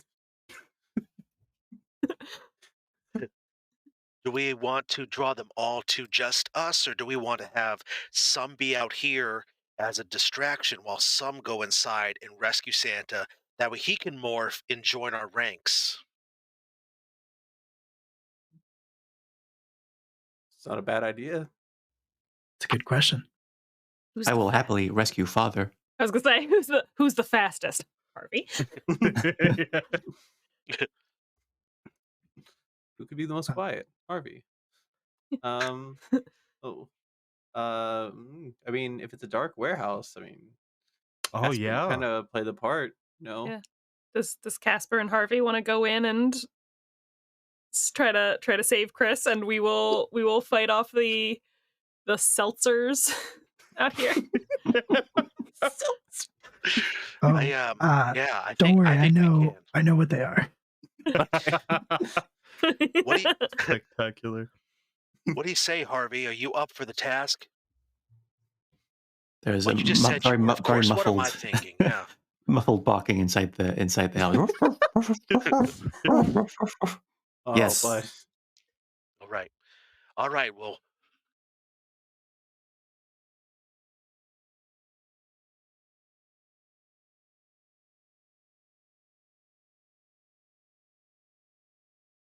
the time we're budget, we talking, have to be moving. yeah, every 100%, syllable we're being, yeah. we're wasting talking, valuable gesturing. time. We will Fair bring enough. back Dad. Yeah. Guys, And no, then, yeah. seriously. I have to move my arms when talking. I'm holding the bottle. Stop looking to me. Go ahead and Wow, go ahead and give nice. us about 30 seconds, and then we'll go on in when the button is pushed. And I imagine the two of us are just going to run off. My cape flapping in the wind behind me. Perfect. I have- running I on have all a- fours in man I was mode. gonna say. Yeah, I was gonna say. Yeah, you know how to do it. Yeah. Glad we're on the same page. Perfect. All right, cool. So Harvey and Casper, you are approaching the warehouse. Mhm. The other three of you are standing outside. Yeah. Cool. Do you- Okay. Do you want to transform now or after they roll out? Might be the best time to, Yeah, I'll probably wait until Things. they roll out. All right, Yeah. let's set Very this cool. bomb. And yeah, Oh. I'll keep an eye out. you can absolutely do that. Since you mentioned that you are keeping an eye out, Chaim, do you want to roll for yellow with me? Roll with yellow. Yeah, rather. let's absolutely I'm sorry, do pink. it. Pink, not yellow. Pink, roll with right. pink. Yeah, I am equally bad at that, so that's fine. Let's do it. Oh, but that is an 11. Ooh, Ooh, nice. Nice. That's very good. You've generated 2 holds. You can ask 2 of those questions. Okay, so let's survey the situation, right? Yes. Okay. The first question I would like to ask is, what here is unseen or unsaid? All right. Cool. Hi, you look around the ravine and something seems off to you. Uh, you're not sure. You're not sure exactly what it is at first, but then but then it occurs to you that if they had brought, uh, but then it occurs to you that if they had brought your friend Chris, your friend the Red Santa Ranger here, um, there would be some sign of it, and there's nothing. It looks very like abandoned. It looks like there hasn't been any movement through the ravine in a very long time. Like you don't see any footprints, you don't see any tracks. It's just a little too pristine. Especially if this was where they were doing their like operation, you feel like there'd be more signs of life. Okay. And I And imagine just there's it that also very seems like especially weird oh, that this I'm would sorry, be go ahead. unguarded. I was just gonna say it also seems especially weird to you that this would be unguarded.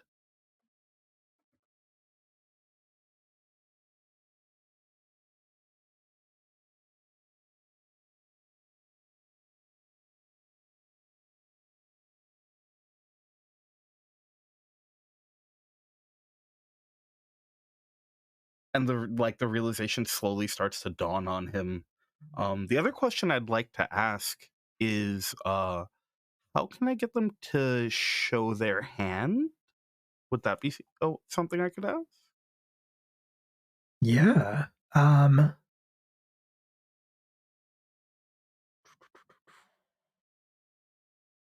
You think that they are I'll give you this information and you can take from it what you will. You think that they Okay. are that this is maybe a trap. Okay. And you're not sure why they haven't attacked yet, but the only thing you can think is that they're waiting for uh, Casper and Harvey to go into the warehouse. Right. Yeah. So I think as he's sort of surveying it, and there's that moment of realization, he like turns back towards the other two, with Harvey and Casper already well out of earshot, and is now sort of holding his belt, which looks like a very classic like oil menorah, on like a like traditional like silvered belt. And he looks back and he goes to like call out to the two of them not to set the bomb, but I almost feel like it might be too late. Like maybe his realization didn't come fast enough. And so he's like, wait, don't, and that's when you hear the like beep of the thing Yeah. being set. Yeah. Yep. And yeah, so I'm going to say that it goes off pretty much immediately, and it is going to basically explode in your hands, and it's just going to fill the air with glitter and with a wave of holiday magic that you feel radiate out from inside of it. Doesn't have any like physical effect, but you can feel it wash over you all. And at that moment, from behind like the earth mover on one side and like some crates on the other side, they're going to come marching in a strict formation, the foot soldiers of your nemesis, which are these like green skinned creatures that you're not sure. It's very weird. They are the color of choke. 100%. Choke is this very like almost radioactive green color, which is really nasty. But yeah, they come marching out, and they're all like their bodies are sort of like very smooth and like featureless. They're not wearing any clothes or anything like that. But they do have these like red the tops of their heads. It's not a hat, but it kind of looks like a hat. The tops of their heads have like a hat shape with like a little white fuzzy ball at the top that like sort of flops over to one side, and their faces are almost cat-like. Uh, their features are almost cat-like, and they come marching out. And one of you, doesn't really matter which one, will like call out in alarm and say, "Look, Grunches!" I'm so here to kick the shit out of these Jim Carrey Grinches. Let's go. Yeah, yes. They're called Grunches. Grunches, Legal I'm reasons. sorry. For My legal apologies. Smooth Grinches. Similar but legally distinct. Yeah. Yes. Yes. And these are the most deadly variation of Grunches. These are smooth Grunches. Oh, I hate that. Hate My it. God. They're so smooth.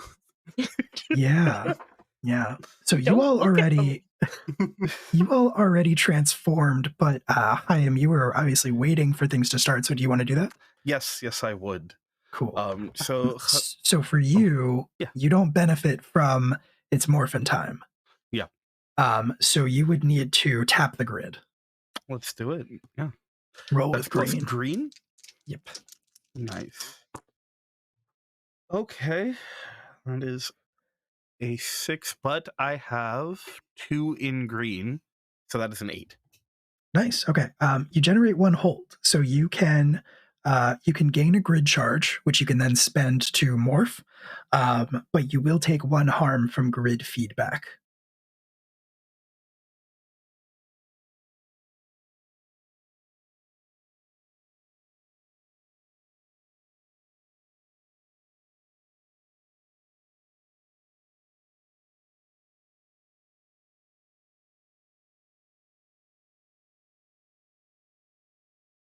Where the camera, I think, would sort of zoom in and you see little like flames in his eyes for a moment, and he he swings the belt on and it snaps shut, and then he is pulling from seemingly just off screen a little like gourd, and he pours it across, and oil fills each of the little like bits. He puts his thumb over the center and pushes down on it. And then there is this very robotic voice that sort of echoes out and goes, Chag Sameach. And then there's just these like pieces that come flying in from out of nowhere, these just very blocky square pieces that sort of sit over his chest. And they're just, again, primary white with just like strips of blue. And then from there, it's almost like wrapping sort of falls off and surrounds the rest of him in that same sort of primary blue with like sharp, like perfect angle blue line motifs. And then as it finishes, and there's sort of like a scoop, almost the same symbol, sort of like the more modern-ish menorahs that comes up over the headpiece and flares off a little bit to the sides. And then the first of the little like now oil filled bits lights, and that same mechanical voice comes up again and goes, Night 1. Absolutely I incredible. love this so much. Oh my God. It's so beautiful. That's one of the coolest things I've ever heard. On that note, the Grunches are going to line up across from the 3 of you and then unleash their dreaded war screech and start charging across the ravine towards you. And we are going to take a break. Okay. Ooh. So Okay. good. I can see why he transformed outside and not inside when parts are just flying at him. Yeah, Destroy exactly. everything. Just like, it's like this is an I am outdoor like- activity. I was like, hey, everybody, hit the deck, just for like a second. just not. I promise. It's for your safety. It's gonna be cool, but we're gonna lose some damage. Is gonna be done to the windows. Yeah, we'll get it fixed. It's fine. Yeah. All right. We will be back in about 10 minutes. Don't go away. We will see you real soon. Thanks for sticking with us. Hope you're enjoying this as much as we are. Yeah. We're See having you in a a great bit. time. Harvey. Hello, everybody. Ah. We're not plotting murder No. or anything. Just a light smothering. I mean, nothing. Mothering. Yeah, mothering. Mothering. Yeah. Mothering. Thank Yes. you. Mothering. That's So, mothering. right before break, Common Rider Orr had entered the fight as the Grunches charged forward across the ravine towards 3 of our rangers. But before we get to that, we're going to cut away to the warehouse. We're going to cut across the ravine to this old, sort of decrepit looking warehouse that has seen better days, and to our Gold Ranger and our Black Ranger, who have kind of been sneaking around the outside of it. Right as you reach the doors, which I think you notice have this like heavy padlock across the front of them, you feel that same blast of holiday magic radiate out from where the glitter bomb was detonated. I think this is our cue. Uh, do you want me to try to pick the locks, or do you have some sort of skills yourself? I don't want to step on any toes. I want to give you your moment here. You can pick the lock. Okay, excellent. Yeah. So, I so could do it, but I think you should do it this time. okay, all right. I like. Thanks for that. Um, so Casper's going to crouch down in front of the door. He's going to pull out some lock picks because they just magically happen to be somewhere on his suit. They materialize, and he starts going to town on it. Um, what do I need to roll to try to do that? Sure. I think honestly,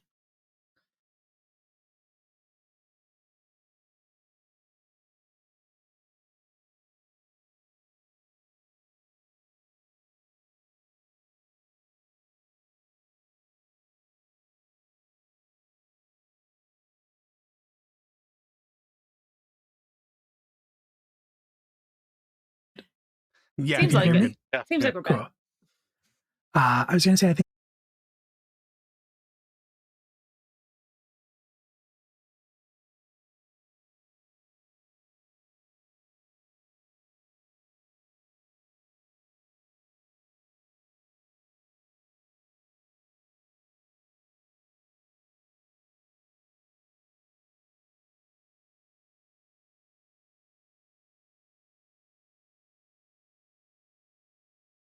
Yes, save the day. But also lots of money.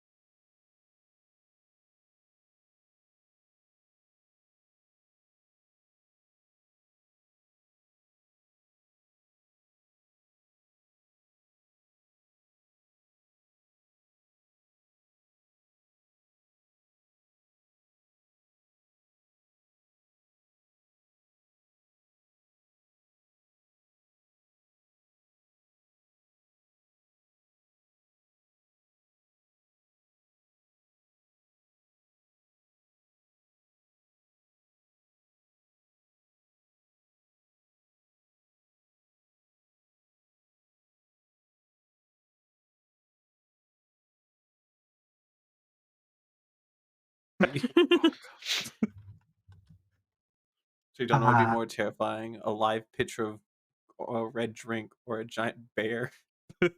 Well, it's like a normal person, and then they chug the can of choke, and then the bear like rips out of them. Yeah, just rips right through their chest and. Yeah.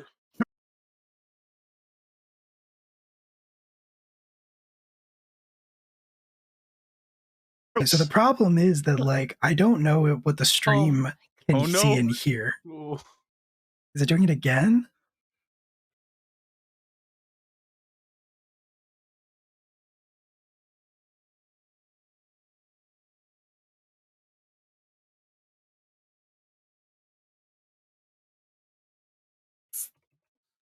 OBS, from what I've learned, is good at doing one.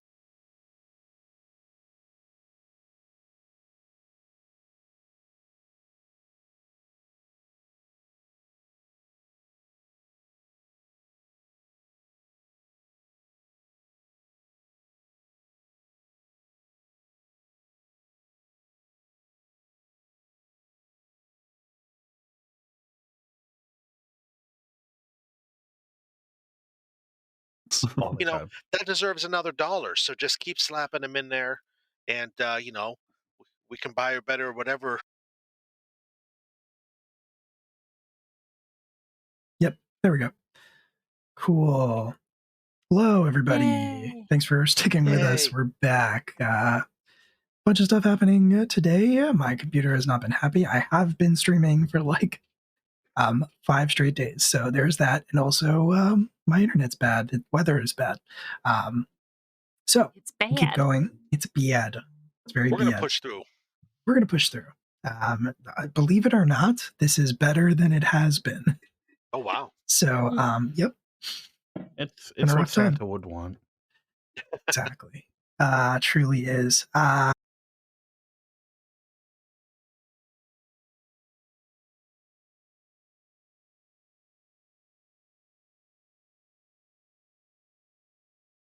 To survey the situation.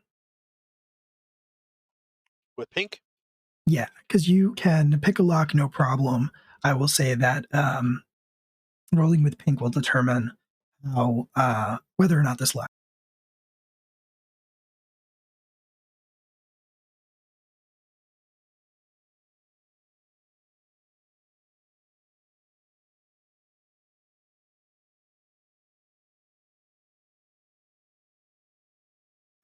Technically, and I figure it makes sense that it would be what's my best way in or out. Yeah. Cool.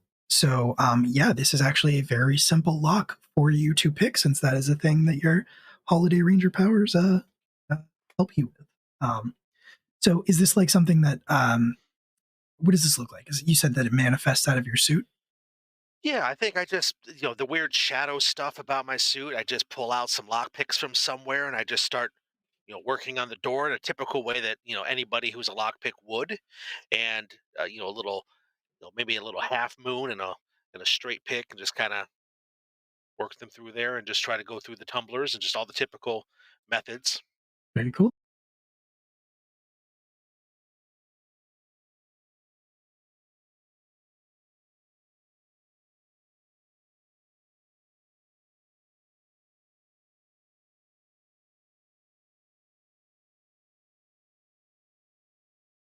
Through the doors.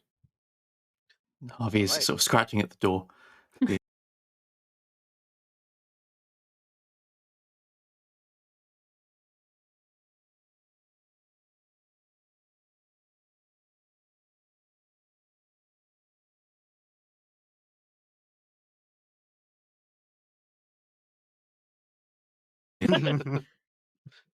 Yeah, so I'll let him go unsettling. first and then I will follow behind. Yeah. Great. Okay, you let the door creak open just a little bit. Harvey, you are entering first. When you get inside, you look around, and the first thing you notice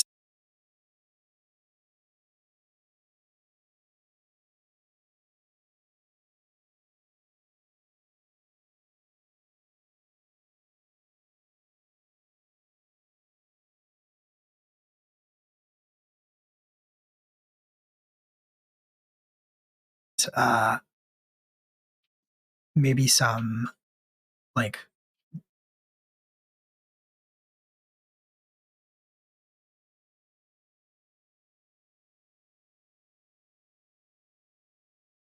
sort of soft blue light that is being given off by something farther back in the warehouse. Cool. And Harvey will, sort of like half crouched, investigate side to side, sniffing the air, and approaching the blue light source. Okay, very cool. You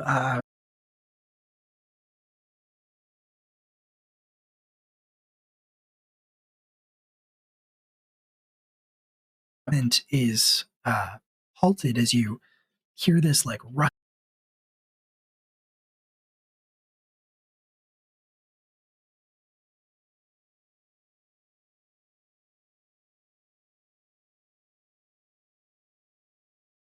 You hear this rustling noise from above your head, and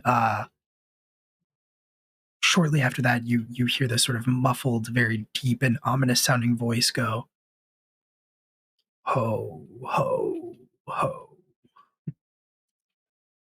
Something very large and very heavy, this very heavy set form, drops from the ceiling of the warehouse and hits the ground right in front of where the two of you are with enough force that it throws you both off of your feet and out through the open warehouse door. You go sliding across your backs. Twirling stuntman jump. Yeah, exactly. Full Across front the sparks explode in the background. Also, pyrotechnics.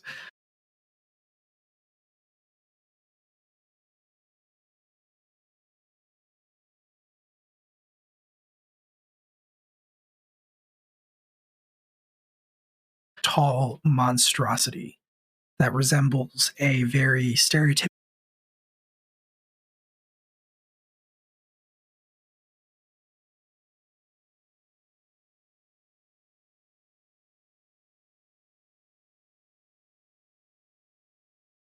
claws, except it is like the best word to describe it would be savage. It has these very like long, raggedy nails. The Santa outfit on it is torn in places. It has this big animalistic maw. There are patches of fur sticking out from around from between like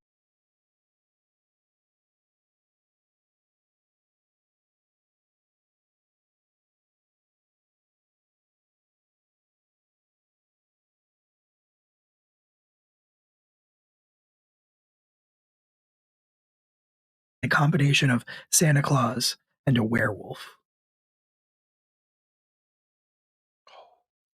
By the smell, can Harvey tell whether this is our Santa? I'll let you roll with pink.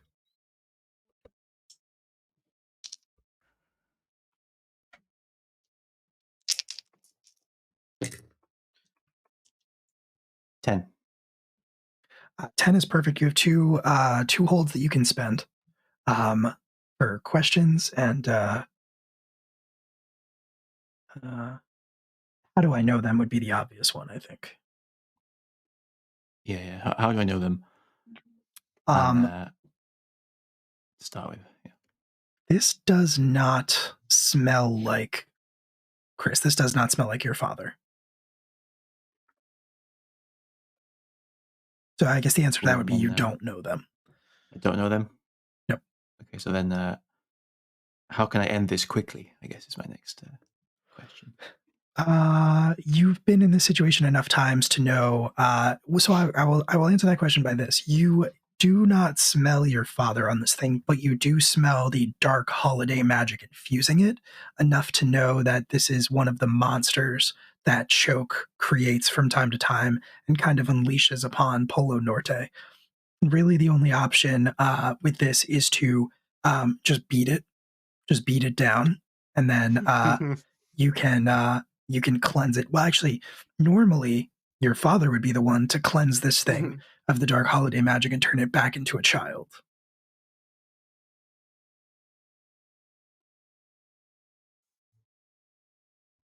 Right. Danger. His creature is all choked up.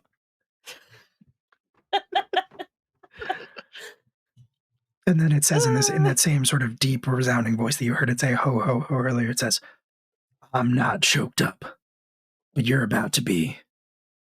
Hands of Mall Santa." And you can hear the MAUL in its name. Yes. Love it. Love it. We're gonna cut back to the three who are about to fight the Grunches, who have come charging across the quarry towards you, and you meet them like a little bit a ways, and you start doing battle with each other. If you haven't played for those of us who haven't played Powered by the Apocalypse before, there is no initiative system in Powered by the Apocalypse. It's more of it's meant to be more free flowing and more reactionary, more like if somebody wants to do something, they can do that. So as the Grunches make contact with you and you start fighting each other, who wants the spotlight? I think what I want to do is summon my more specialized weapons than just my standard fare. Cool. And start throwing hands. So you will need a grid Seems like charge to summon your special weapons. So roll with green to tap the grid.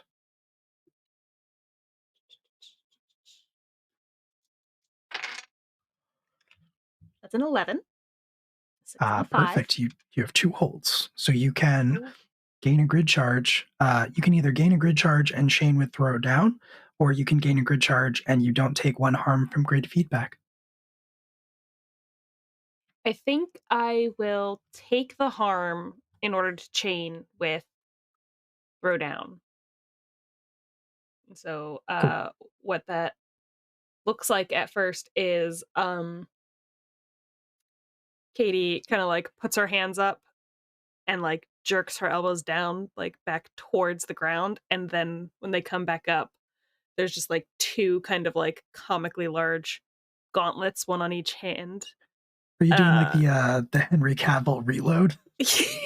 Yeah, the whole Yeah. Just when she comes back up, she's got the gauntlets, and she kind of has to do one of those like really, really like ridiculous like high jumps that they go back, where it's clearly you're being pulled on a string. They don't do any effort to jump, but I kind of like pull back so that I can get some range before I shoot down on the grunches. 100%. That's perfect. You take 1 harm from grid feedback, so mark that. But you have summoned your special weapons, and now you can roll plus red. You are chaining.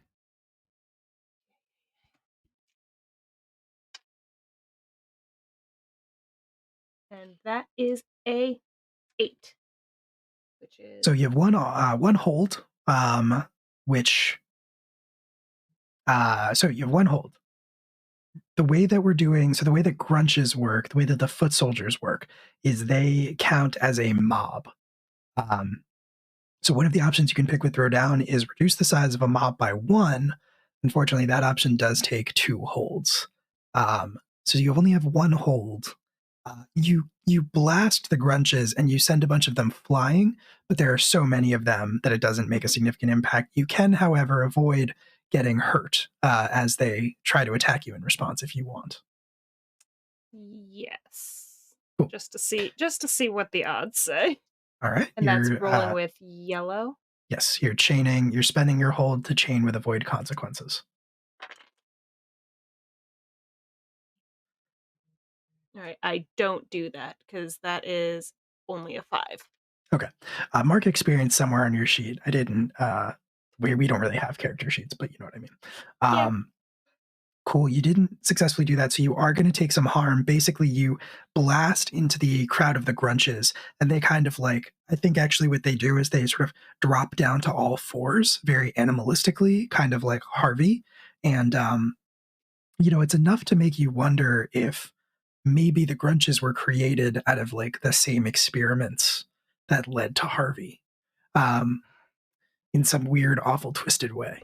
But they drop down onto all fours and they kind of run at you like werewolves in Twilight, and then leap at you, doing some of the same wire work, and are going to slash at you with their nails that are just a little too sharp and are very gross. You're going to take 1 harm, but I think your armor is going to soak that. Yes, so I'm still just at 1 wound. Cool. That's going to be my turn. Okay. Very cool. So Kirby and Chaim, you both are under that same. You're sort of both being like bared down upon by similar clusters of these awful creatures. What do you do? So I think as Chaim finishes transforming, and this is all happening because I imagine it's happening kind of at the same time, he sort of turns back and they're on him. And he's just sort of like swatting away like fists and claws. And at one point he sort of like steps up off of one and tries to like do again the sort of wire assisted like spin to like bring an elbow down on one and then grab them and throw them into another one, and just generally try and start engaging them and cutting through the ranks to try and get closer to the other two, because he had been pretty far off trying to like keep an eye out for things. Perfect. Roll with red. Sure. Okay, that is a 10. Ooh. You have 2 holds, which means you can spend to reduce the size of a mob by 1. Yeah, I would like to do that. Perfect. Okay, so you're picking up one of them and then like throwing it into the crowd. Basically, it sounds like. Yeah. I'm using them kind of to force an opening that I can cut through by throwing them into the group of. Cool. You throw them, and it's like you threw a bowling ball down an alley. Like it just like hits, and there's enough force behind it that they go flying off into like all different directions. We hear the comical bowling ball striking pin noise as you do so, and they like fly off screen and disappear entirely. So you have taken out a good chunk of the grunges that are currently facing you. Kirby, what are you doing? I want to go ahead and summon my special weapon. So, do you want me to roll first before I say? Yeah, roll with green. Let's see. That is it's a 10. Perfect.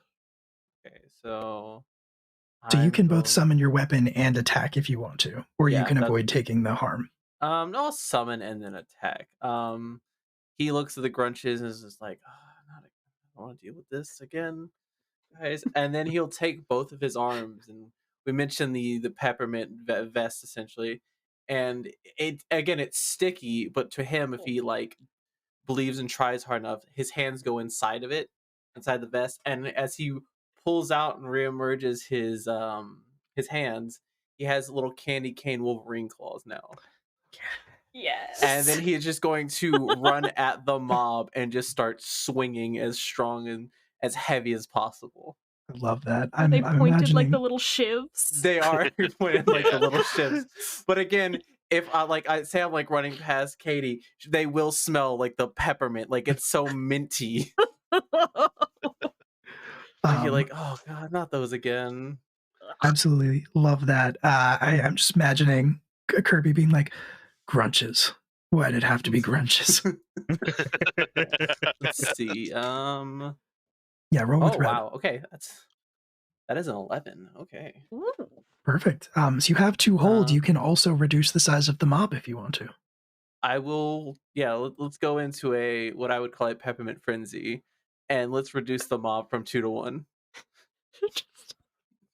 Love it. You just see him do like a T pose at first, and then he just does like a spin, and the mob just shrinks a little bit.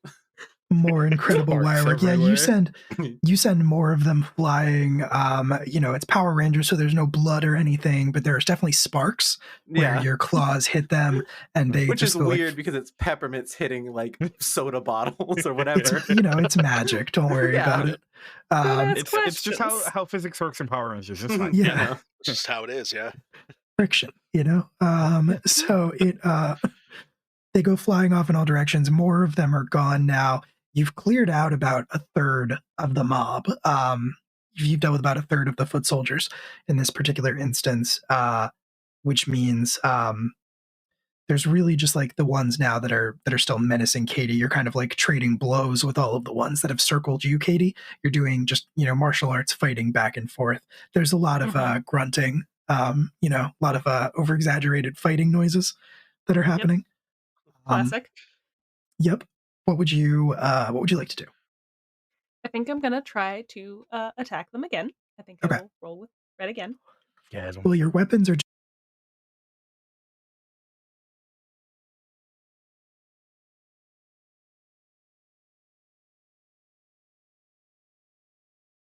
So this was a 10. Ooh, nice. So what it looks like is just I elbow one really hard and then like cartwheel over its body, so I'm like out of the center circle now and over here, and I just turn with the gauntlets, and they like spark at the back like little sparklers, and then it just shoots one after the other. And you hear that faint high pitched screeching noise like when fireworks go off. Right, and then right before the bang, it just a burst of like a huge like golden New Year's celebration set of fireworks goes off like in the middle of them, perfect. just right at all of them. I love that so much.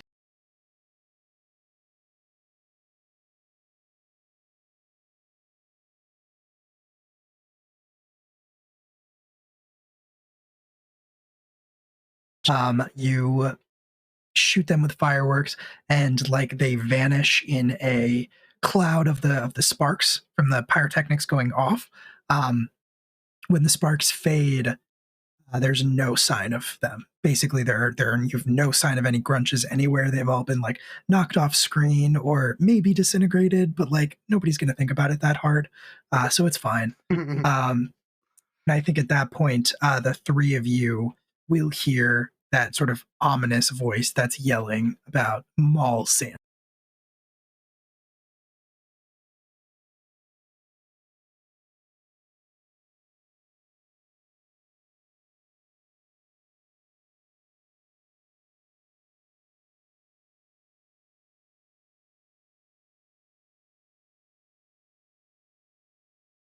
So the enemies, that's what's happening. Is everybody seeing me See, and everything? This is the problem, because as we're waiting, Chaim's thing is gonna run out. It's very sad. It's listen, we get 8 days worth from this oil, but days don't take as long where he's from as they do here. It's rough. That's it.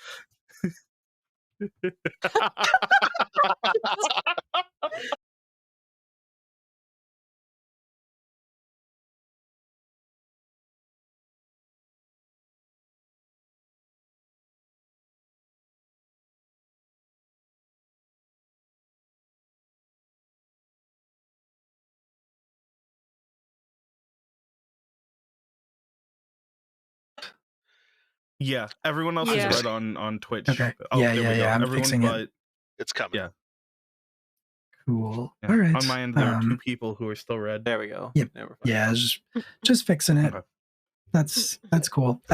You heard the ominous voice yell out and say Mall Santa. Clearly a monster voice. Yep.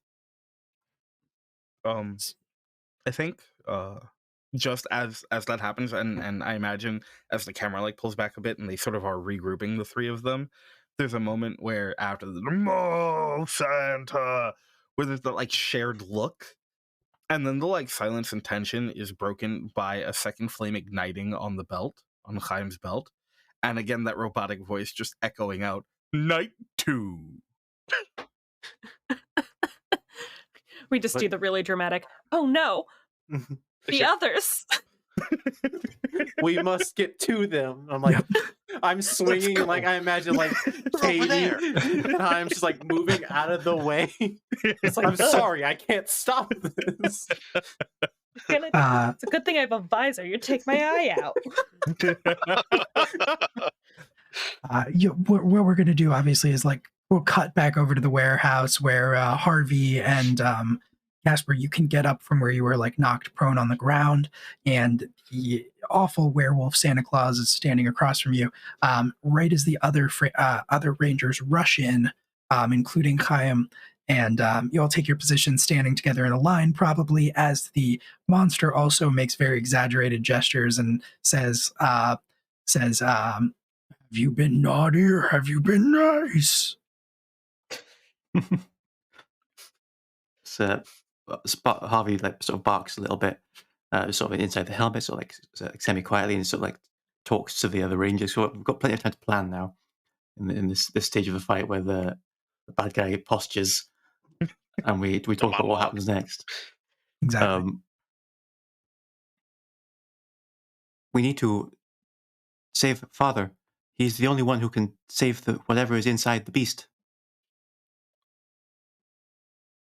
As long as I'm around, you'll never save your father. Rah, rah, rah. They're cheering for themselves. I think we need to at least incapacitate him for now. Yes. Let's initiate battle plan number 61.3. Remember that we used on that time we had to fight those seltzer warriors inside of the complex, the time they had all of the syrup blasting at us and it got very sticky and slippery. Yeah, you all remember The worst day of my life. I remember Yes. that because that's when we teamed with the senior frogs with issues. Kirby is still sticky. That's the one. I'll follow your lead. We enact the plan, and I'm going to summon my solstice weapon. So I I reach up to the crescent that's on my chest, and I pull it forward, and I pull my arms out, and there's a stream of like a crescent shaped silvery white that then handles come out, and it turns into a long pole arm with a big crescent, almost like a mixture between a scythe and a lance. And I swing it, and I snap it down to the side. The cape snaps with it as well, and I'm going to turn to the monster. You will not defeat us. We will win this day. Roll with green real quick because you have to spend a grid charge to summon your weapon, but you should be Okay. fine. I got a +0 with that. Samesies. Ooh, 12. Perfect. Ooh, That was a choice roll right there. That is fantastic. So you can absolutely summon your weapon. You have a grid charge. You can either go straight into attacking, or you can avoid taking the harm from grid feedback. Yeah, I'm going to avoid taking the harm. I imagine that Casper's entire battle plan is he's a support warrior. He's going to try to aid his allies and try to open up enemy defenses that way. So yeah, he's just going to bide his time. He's going to enact the plan, which usually resolves with him coming in, doing a final move, so to speak. Love that. That is very cool. Yeah, you sort of like are radiating energy, black energy as you do this, and you kind of just like absorb it into yourself, so you don't take the harm from the feedback as this power surges through you. That moment, the mall Santa is going to say, "This year for you, it's coal." And he's going to throw his hands out, and lumps of coal are going to blast out and hit the ground. It's not clear if they're hitting you or hitting the ground around you, but either way, sparks go up all around, and you are going to take damage from it unless you successfully avoid consequences. So roll with yellow. Just me or everybody? Everybody. It's hitting all of you in a line. Okay, yellow. I got a +0 on that too. You got a +2 8. on Okay. 7 for Casper. that. 8. Cool. Okay, good. Thank you. +2. Those are not a good roll. That's a 12, a 4, 6 plus my 2. So Ooh, Okay. Nice. Perfect. oh no. Ooh, hi, oh no. Everybody else got at least a success. So Can if I attempt? I have barking orders, so can I order Chaim to leap out of the way you absolutely can. as the call comes in to give him to give him a 10 plus. Sorry, I roll, and then I can give you a +1 if I succeed with a 10 plus on a black roll. 9. Ooh. So you get +1, Chaim. But Harvey, you have to destroy a bond in the process. I hit you too hard out of the way, and quite aggressively push you down to the ground. Perfect. Yeah, I like that a lot.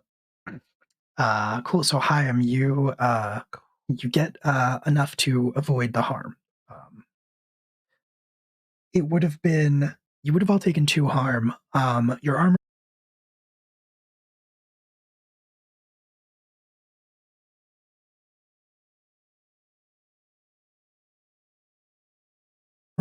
Perfect. Cool. Okay. So sparks fly. You all kind of manage to leap out of the way of the coal projectiles. You don't take any damage. What are you doing in response? I think so as the coal is like flying and Chaim begins running towards the thing instead of trying to dodge, there's that moment where Harvey kind of like shoves him, and at first he doesn't realize that he's protecting him and feels like he's just being put off kilter, and so he sort of like stumbles to the side a bit, and there's a moment where he, like, under the helmet obviously, kind of like shoots him a look, and then just beelines it straight for the guy again. And as he does, there's the sound of the engine as his bike comes driving into the warehouse and kind of like swerving until there's this big like mass of coal from the coal that's been fired, and it kind of like shoots upwards. And Chaim is going to run underneath it and reach an arm up and is going to attempt to pull his weapon out from the bike. Perfect. Okay, you are outside of the warehouse, so your bike is definitely right there. You can absolutely do that. Okay, my bad. No, you're totally good. Let me see here. Yeah, so you I know it actually says. Oh, go you ahead. I'm sorry. actually no, it's okay. You don't actually need to roll to summon your weapon. It's one of the things you get because you don't get some of the perks of being on the team, but you Right. can pull your weapon out of your bike without having to roll for it. So go ahead and describe it. Cool. Yeah. So he reaches up and out of like one of the lower portions of the bike, he like pulls his hand away from it, and there's this long, again, sort of white and blue wrapped hilt that comes free, and then this long, very like classic looking like long sword, just above the hilt of which, embedded in the center, is this very ornate gold uh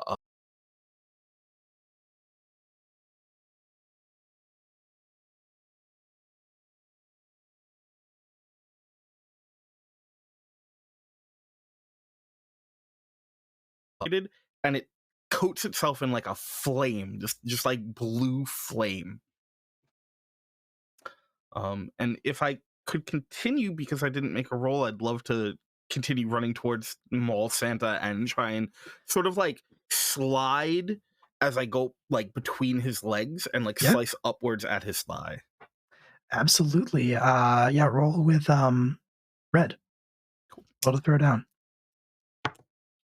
Okay, that is a 10. Sick. You have 2 holds, so you can decide how you want to spend it. You can deal additional harm, or you can avoid consequences if you want. You don't really have to worry. He's not a mob, so Okay. I think knowing he's on a time limit, he's definitely looking to do as much damage as he can. So I'm gonna spend the 2 hold for the 2 harm, even knowing that that'll end up with a counterattack. I also have a deadly weapon, so I believe that does an additional damage, so it would be 3 damage or 3 harm. yes. Perfect. Yes, absolutely. That's huge. So the way that monster fights work, as opposed to fighting the minions, is monsters are made up of nodes. So there are a few different parts of the monster itself, and you have to destroy them independently. They're linked to various things that the monsters can do.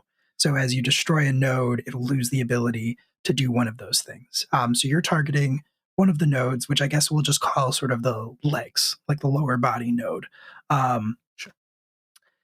Perfect. So you're dealing 3 harm to that node. It is not immediately destroyed or wiped out or anything, but you do a lot of damage, which you can tell because there are a lot of sparks. And in response to that, uh, it is going to growl down to you and say, I'm getting tired of you being underfoot. And it's going to pick up one of its feet and just try to stomp down on you. Um, and since you didn't chain with avoid consequences, you are going to take 2 harm from that. Your armor will soak 1 of it. Sure.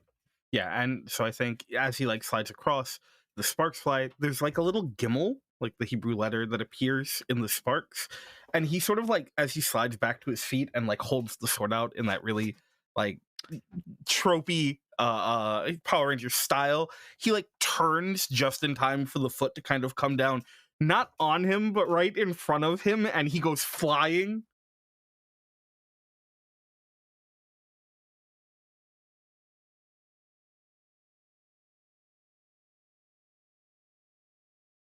Oh, Just Um, no. yeah, there's like a spool of cable that you hit, and then you like do an exaggerated like body flail, and then you like slide down. We'll cut away. Love it. Back to our ranger team, who wants to follow your bold comrade. Well, Harvey hasn't drawn his weapon yet, and everyone else has got theirs summoned. So he will attempt to summon Perfect. his spirit Roll weapon. with green. You'd be That good is as a boy. 4 total. All right. 4 is going to be a failure. However, yeah, 4 is going to be a failure. So you can also like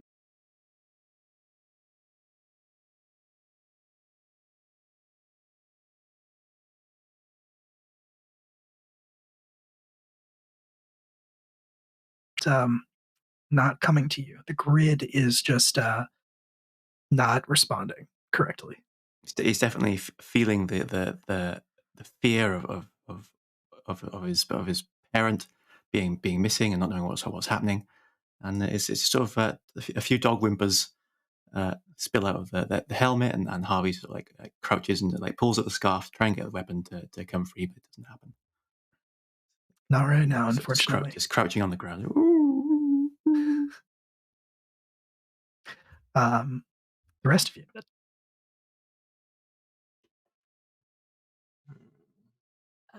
Unless Kirby has something he wants to do. You can go first. I was okay. thinking. Yeah. Okay.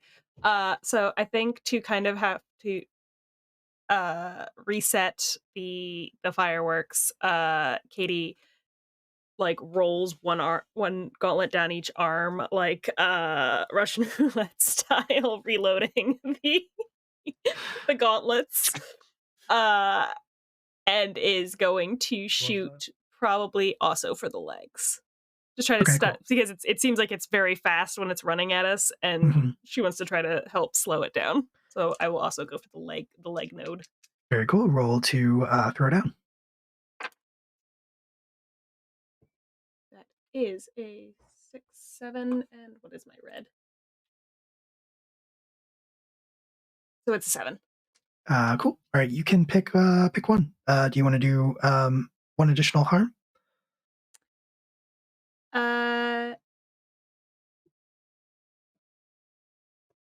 Yes. Okay. Which my weapons are. It's ranged and dual, so it's a 2. So I think that's also 3. Okay. 3 points of harm. Cool. All right. Very cool. All right, 3 points of harm. So you are going to do those to the legs. You don't destroy the legs. What does it look like, first of all? I think it looks like so she rolls them down, they reload, and this time the fireworks are like a silvery sparkle. And then when they hit, they have that like after like crackle of like the blue sparks from fireworks that go off, and they just kind of like one impacts right after the other, just into the like just try to like sweep it from the side. Perfect. Yeah. Down. Yeah, you sweep it from the side, you knock it off of its feet, it hits the ground hard. It is going to start to climb back to its feet. You don't like destroy the legs or anything like that, but there are like burn marks up and down in addition to the wound that Chaim caused. And it's like clearly, you can see it's like knees shaking. It's not going to be running anytime soon. However, in response to that, it is going to say, that's very naughty. More coal for you. And it's going to try to blast you with coal again in response. You're not chaining with avoid consequences, so you're going to take 2 harm directly from that. Your armor will soak 1 of it. Okay. Yep, and then I'll kind of like the coal hits, and you do that over exaggerated like shoulder jerking method, and then like you half stumble over. Absolutely. Yep. Very good. Very, very cool. Kirby, have you decided what you're doing? See, I want to attack, but at the same time, I'd be attacking with razor sharp claws. I'm stabbing a child, so it's like I don't know if I want to stab a child. So in these fights, it's more in the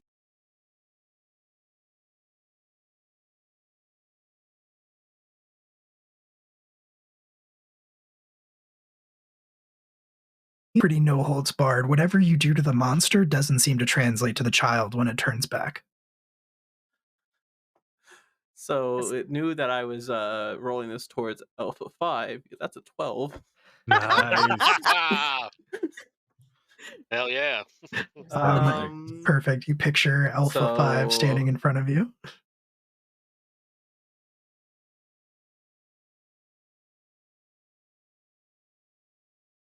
Harm to it, and then I'll chain with avoid consequences because I don't. Okay. So you're gonna do 1 extra, 1 harm for 1 hold. Yeah, and then Cool. avoid consequences afterwards. Awesome. I'll say I'll try to get behind them though, and like try and stab them in the back.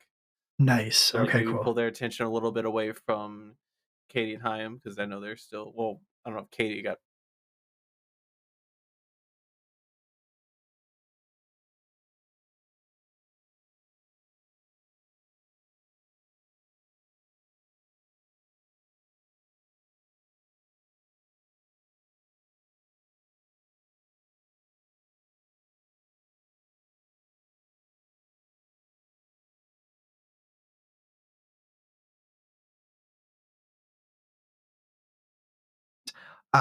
But you are going to attack from the back.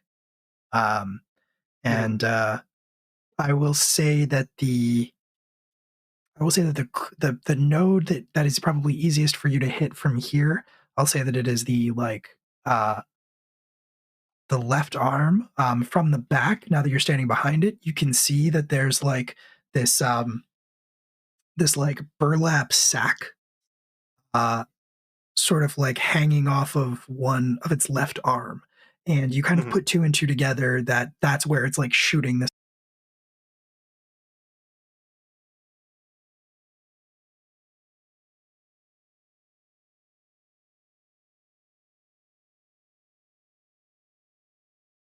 Will also relay like, hey, they really have a.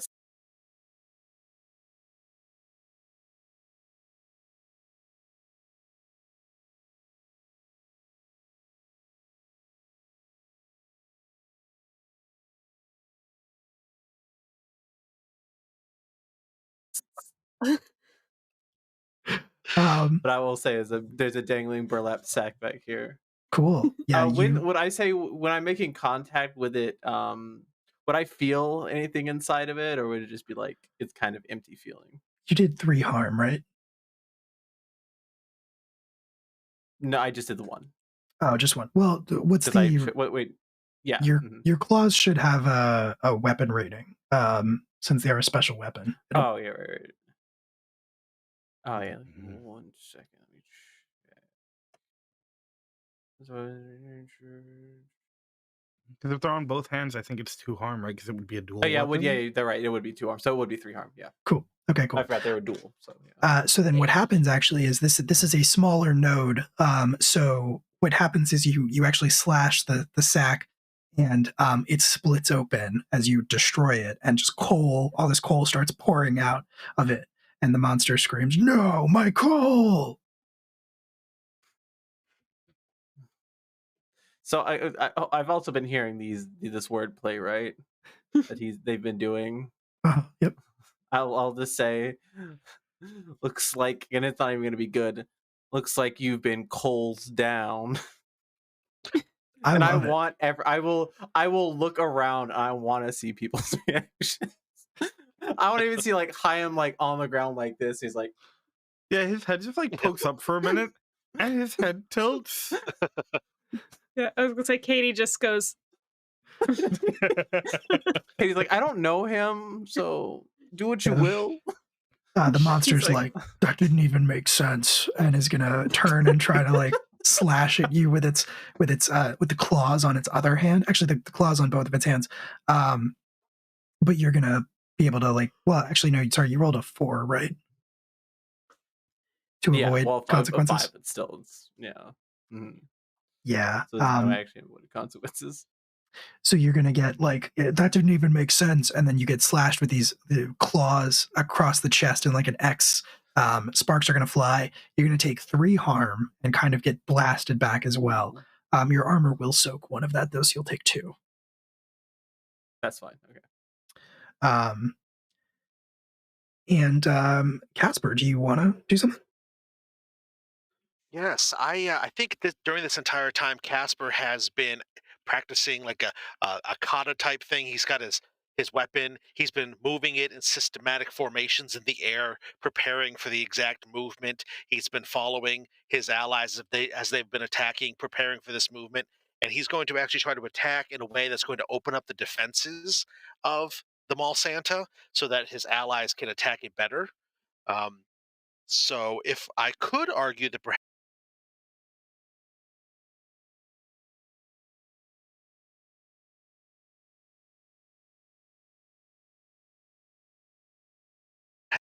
all right. So I get a +2 instead of a -1. Nice.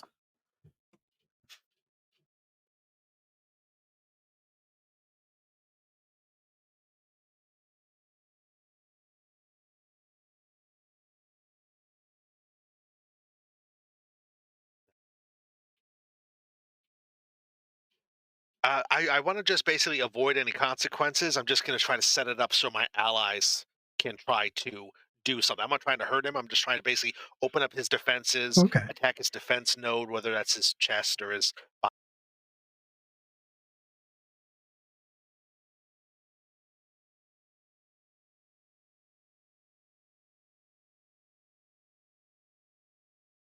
Keep them in the fight.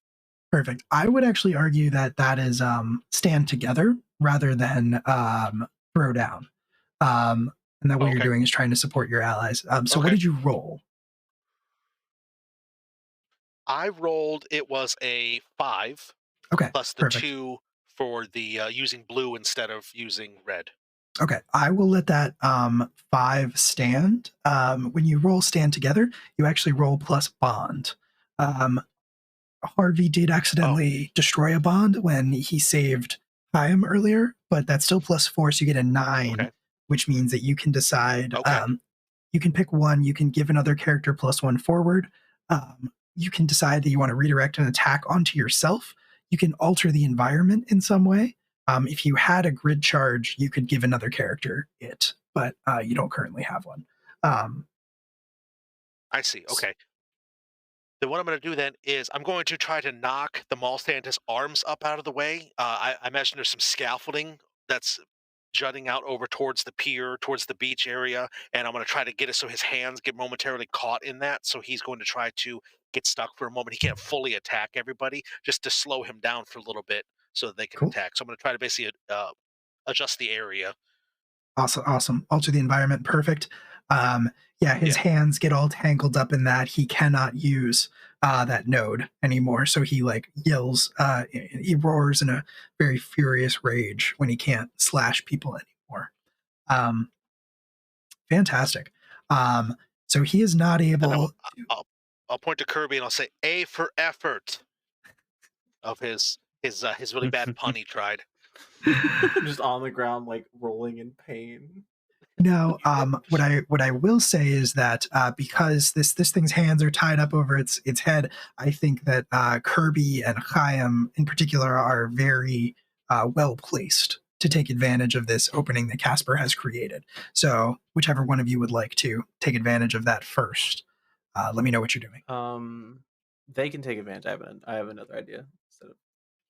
Sure. So seeing this thing tangled up, I think Chaim sort of like stumbles back to his feet, and as he rises, you hear that robotic voice echoing again. Night 3, and he takes off towards Mall Santa. I think he's going to try and run off of the coals that have tumbled out and leap up and grab the like tattered pieces of the sack in one hand, and so he can swing back like underneath him and try and just bring his sword across the leg again. Hell yeah. If that is... Yeah, roll with red. That would be a throwdown, right?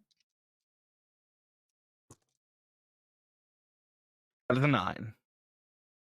Sick. Yeah. Do you want to do one extra harm? Yeah. So I will do, on a 9, I get to do 1 harm plus the 1 harm from the deadly weapon. Very cool. Right. Plus whatever else for...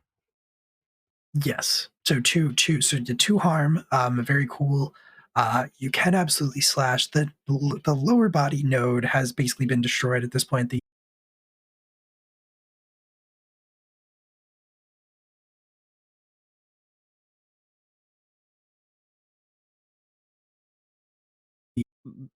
Then maybe instead of like swinging, he could like scramble his way up the sack and try and like bury the sword into its like shoulder blade.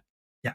And will then, instead of going like past him, we'll stay up there and be like on him with it buried in. Love that. Very cool. Amazing. Kirby, did you want to do the thing that you had planned, or is that a later thing? I would say it's a now thing since Okay. Haim is currently handling business. I will quickly move over towards where Harvey is, and because I mean I'm pretty sure we all noticed the whole attempting to summon the weapon thing, and it didn't pan out the way it was. I'll look towards them and like, when you're not here, when he's not here, you're the leader, right? And I know you think, again, that's not him, but I need you to do me a favor. I need you to be the leader right now. This is rolling for Bond. And I need you to get in there. I need you to take charge. I need you to finish this. So I'm going to go ahead and roll. It's what, +4, right? +4 currently, yes. Okay. That'll be 9. Okay, love that. You generate 1 hold, so you can Sad. decide what you want to do. Give another character +1 going forward. Okay, cool. So Harvey, you have +1 forward thanks to Kirby's encouragement. And I unmorph and become dog. Interesting. Very interesting. Okay. Interested in this. All right, you become dog. Are you doing anything Remember else? at the top of the show when we said no Harvey, dogs are harmed? Well, Oh, stand no. in back in dog mode, and look up at Kirby and just give a Power Rangers nod, but without the Power Rangers head. The dog head, just nod, and then start growling, and then charge at the monster. And while it's still like restrained and it's got Chaim on its back, we'll leap up and grab the beard with his teeth. Grab this mole Santa's hanging beard Nice. in his jaws and dangle. Okay. It sounds like it's still throw down, so roll with red either way. And you have +1 forward. Cool. 6, 7, 8. 10 plus. It's 10. Fantastic. So you have 2 holds. You can deal 2 harm. You can do 1 harm and pick something else. Up to you. I think I'll start with 2 harm as long as I can cling on, or is it 1 harm and just sort of stay there? I'm fine to say you can cling on if you want to. So yeah, you deal 2 harm. We'll do as much harm as possible and cling on. Perfect. Yeah, you were hanging off the beard, and you just hear it, yell like, "Not the beard!" as its arms are, its hands are still kind of like up in the air. Katie, do you have anything you would like to? And the network executives nod because they want as much dog time as possible. Yeah, exactly. I think actually what I want to do is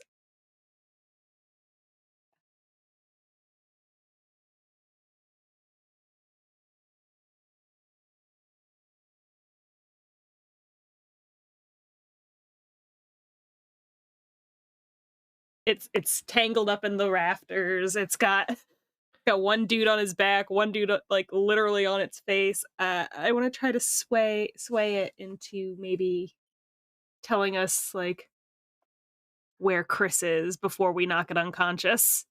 Okay. What are you saying to it? Like, I guess I'm just wondering, are you like appealing to its like bitter nature, its Christmas spirit? What's the thought? I think what Katie says is like she kind of like gets closer and she calls to it and she says, I know you're feeling really angry right now, but I know there's a child in there who loves Christmas and loves the real Santa Claus in there. And you can help us. You can help us get him back and he can help you too. I like that. You're like, the new year is a chance for redemption. New year, new you. Come on, kid. I'll get you a gym membership. Interesting. I Roll have with gym black. every 3rd period.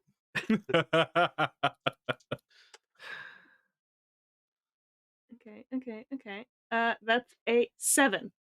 Ooh. So I want to say they do what you want them to. They tell us where Santa is. Okay. I don't think it'll necessarily like make it stop trying to fight us, but right, yeah. It's you maybe he'll didn't give it pick they away. won't turn against you, so this probably isn't going to happen for Yeah. super long. But Yeah. it does pause for a second, and it kind of like growls out, and you hear it saying like, "Where's Santa? I'm Santa. I'm not Santa. He's in there. He's in the tube." And then it seems to like shake it off and is like, "Never mind, you didn't hear any of that."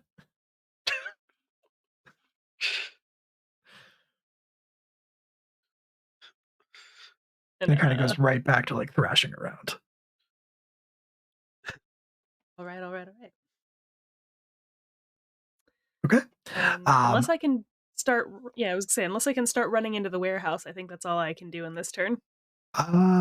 You can if you want to. I will say what's going to happen is it is going to take that opportunity as it comes back. It starts thrashing even harder because you got into its head, and like it manages to break its hands free from like the scaffolding where it's been kind of pinned. So as you run past it, if you want to do that, it is going to slash at you. It's going to like try to lash out at you. So roll with yellow to avoid consequences while you're trying to get into the warehouse.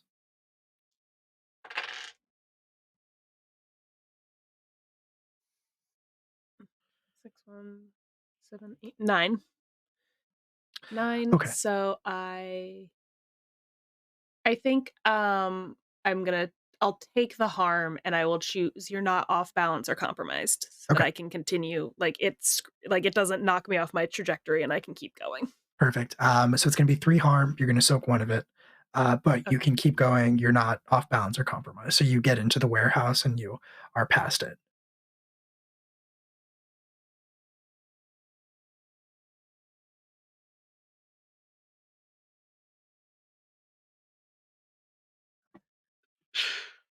Yeah. So this thing, you see it like you see it kind of be conflicted as it like sees Katie running into the warehouse, but it knows that the rest of you are out.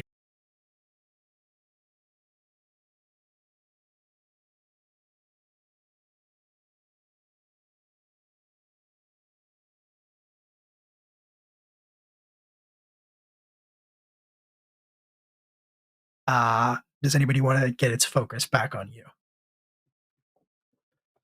Yeah, I'd like to. Oh, I'm sorry. If Casper, if you want to do it.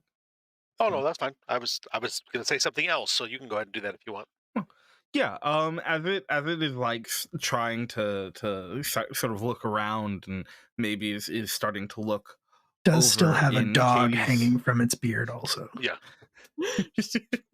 Well, more accurately, it has what looks. It's definitely a dog, but from you could maybe say it looks like a bit like a puppet in wide shots, and then there's occasional close-ups of a dog like tugging on like a piece of grey cloth. Yeah, it's for sure. Like it's flipped sideways. There's a lot of shots where it's just like the jaws. Just the jaws tugging on something. Yeah. Just the teeth. It's at one like angle, it's just a man holding on for his life. The animatronic is bucking him. It's just the hands coming to the shot every now and then. Yeah. Holding on to the other end of the cloth. Chaim, what are you doing?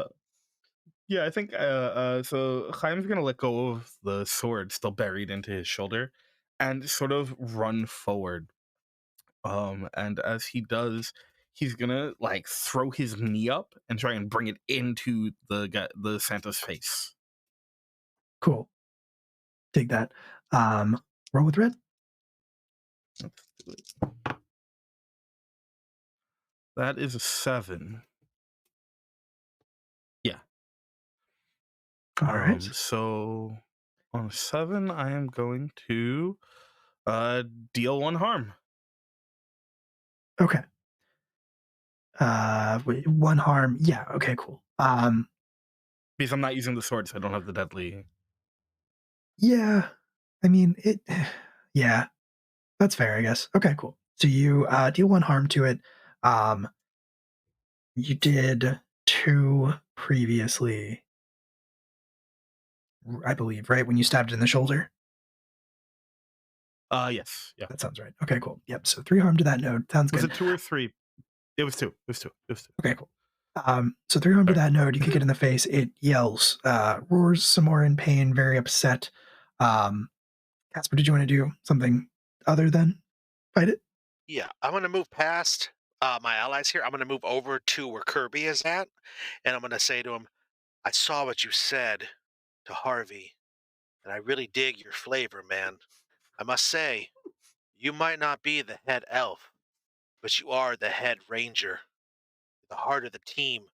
And I'm going to put a reassuring hand on his shoulder. I want to use my wise words. I'm sorry, no, I want to use my healer ability. I want to heal him, try to bolster him to fight on, as I say, and now he needs your help too.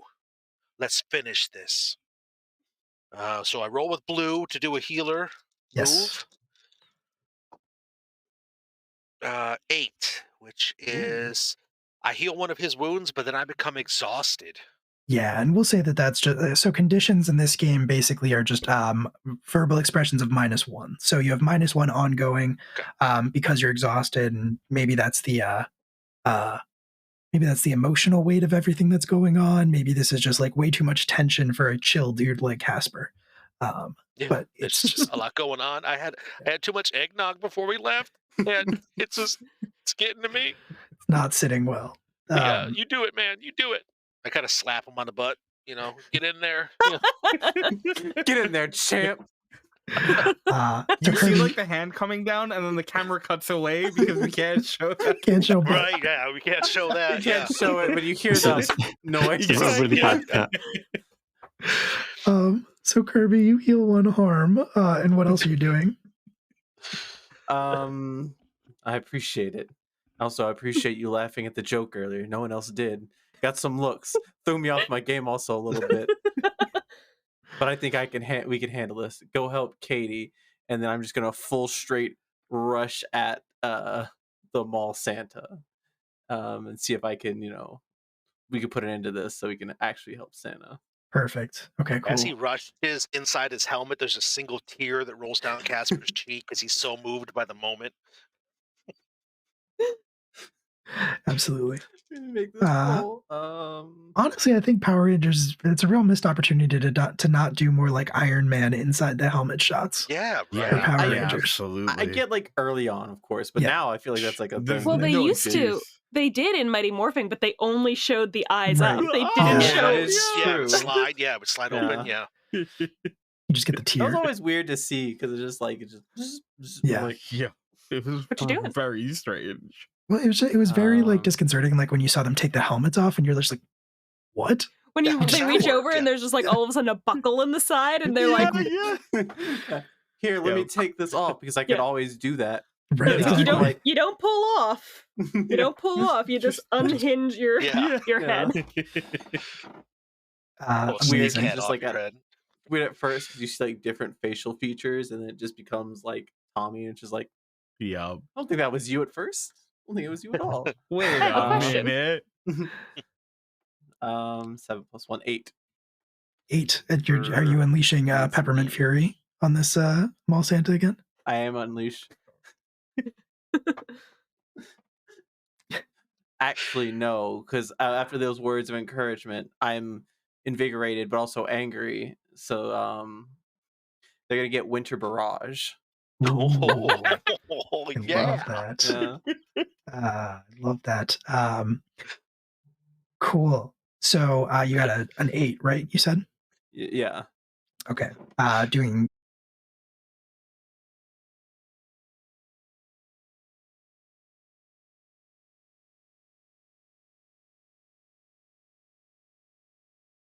well. Let's do full harm. So you have 1 hold. You can spend it to do additional harm. Your claws are 2 harm, so it'll be 3 harm total. Oh, 3 harm, right? for Yeah, this. 3 harm. Yeah. Absolutely. Fantastic. Yeah. So you hit this thing once again in the primary node. You slash it a bunch of times all over the place. You unleash hell on it, and it roars in pain. And it looks like it is barely like hanging on. It doesn't look like it can really like see. It doesn't look like it's super aware of its surroundings. It's kind of like swinging around blindly, but as it is swinging around blindly, it is going to sort of catch you in the side and send you flying back just a little bit. You can catch yourself. It's a very weak hit. So I'm going to say that it's from the arms. So I'm going to say it's 2 harm. You soak 1 of it. You take 1 harm. You basically take back the one that you got healed for. Okay. Okay. Good. And then Harvey, you're hanging on to this thing, to its beard. It's stumbling around. It's swinging wildly. What would you like to do? I would like to drop back to the ground, seeing Katie run. And Harvey, I want to try something that's maybe a little bit too ridiculous, but it is the 90s, so I will ask. Yeah, I bet it's not. One of the crates around here, does there happen to be a skateboard leaning up against it? Of course. Yes. Of course there is. Yeah, kids come down here and skateboard all the time. There's graffiti on one of the walls. Yeah. It's by a quarry. Of course they do. Yeah. It is a quarry in the 90s with crates. So Harvey will run to the skateboard and attempt to leap on it and speed up behind Katie. Okay. And have Katie jump on the skateboard to get into the warehouse really fast. Perfect. Okay, yeah, cool. So you can jump on the skateboard together. You're also, so this thing is flailing wildly. You're also going to have to roll with yellow. By the way. The shots of just like, I'm just picturing the faraway shots of a stunt woman with like clearly a stuffed dog between her legs. It's like sitting there. It's before he hits his famed Tony Hawk. So it's just like doing the skateboarding. It is actually Tony Hawk. Yeah, it doesn't even have to wear the wig. It's got a helmet. It just has to wear the skirt. Oh yeah, right. Did you say 11? 11. Okay, yeah, you're golden. Incredible. You not only do you avoid this thing, you like ollie over one of the arms that's swinging. Or at least it's just a close up of the paws, just going like this. Right. Yes. So just checking, you're not riding. Playing again. Yeah, you're not riding the board. You're just like sending it at Katie. No, I'm also riding the board, leaping onto it. It's the 2 of us. It's a skateboard, though. It's big enough. Don't worry about it. It's a longboard. It's fine. Yeah. No, I know. I'm just We're in California. We're in California. It's long. I'm just thinking, like, if anything, like Katie's like on top of Harvey, like standing on their back. So they're like 8 feet off the ground at this point. It's the power of teamwork, you know. Perfect. So just holding Harvey and brings the arc full circle of the surfing competition at the beginning. Yes. Exactly. Oh, Yeah, Katie, you hear a bark. Skateboarding. You hear a bark alerting you that something is coming, and you look over your shoulder and you see Harvey just like barreling at you on a skateboard. It's like twisting around corners and avoiding like things like that. And you can hop onto the skateboard. And Harvey steers you through the complicated maze of like crates and equipment that's in here, and up to you kind of grind to a halt at like the dead center of the warehouse, where there is just this very complicated looking device. It's like a series of one big tube that's clearly connected to a smaller tube. And floating in the weird blue glowing liquid of the tube, you recognize your Red Ranger. You recognize Chris. He is wearing like red pants that have like the white fringe cuff at the bottom. He is like unreasonably jacked, but like bald headed and still has a very large bushy white beard. And he does not appear to be conscious as he's just floating there, suspended in the liquid. The smaller container that the big one is attached to is like slowly filling up with this what you can tell is a holiday magic. It's like red energy. Okay. I think I definitely want to shut the machine down, get him out of there. I'm debating if I just want to roll it or if I want to for the drama of it all, and because it's a one-shot, break another bond and use my move Forbidden Knowledge. Do it. Do I it. thought you were gonna say Do use it. the skateboard and just jimmy it open. You just throw it at the tooth, right? Yeah. So I'm going to roll with blue, and depending on what I get, I could get additional information. But I'm gonna have to break a bond, which I'll need to think about how that looks. Yes. So that is a 10, a 6, Cool. 3 plus 1. So that is a 10. 2 holds, which you can spend to learn something forbidden. I want to learn something forbidden about this machine that'll help us get him out. Okay. All right.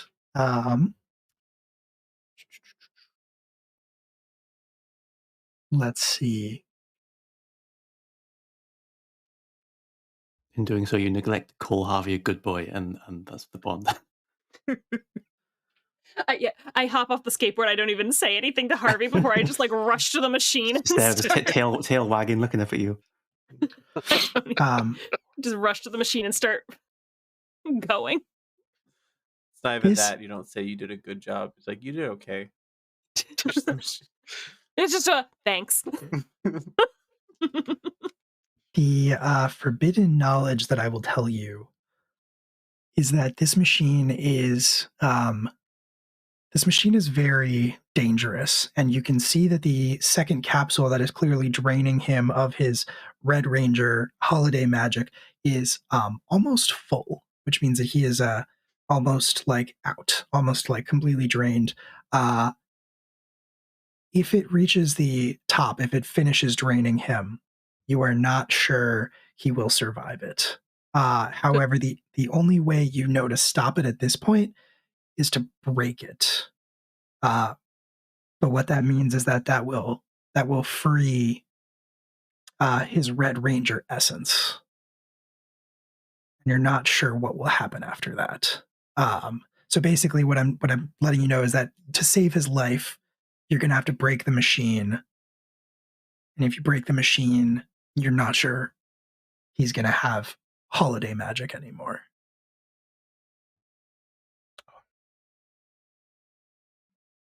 Wow. That's the ultimate dilemma.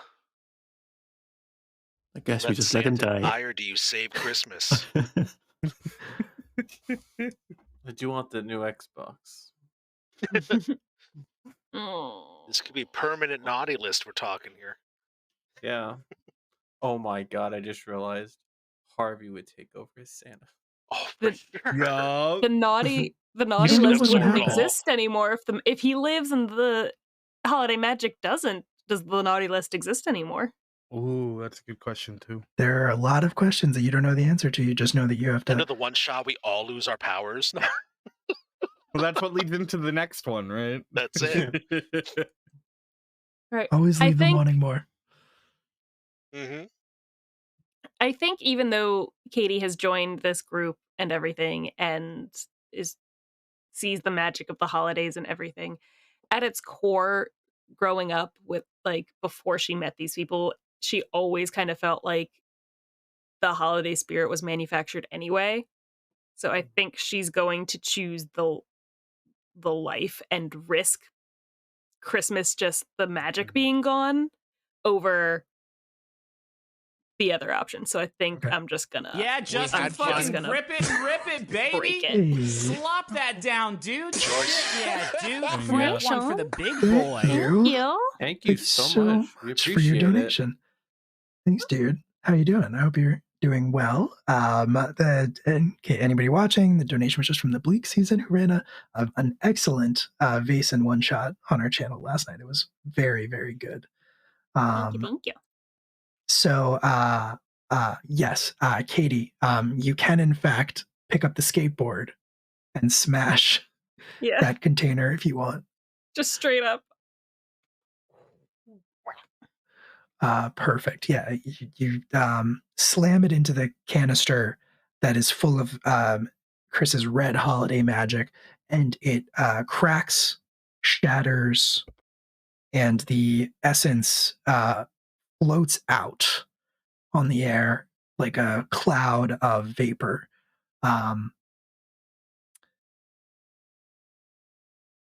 Which then hovers in the air for a moment,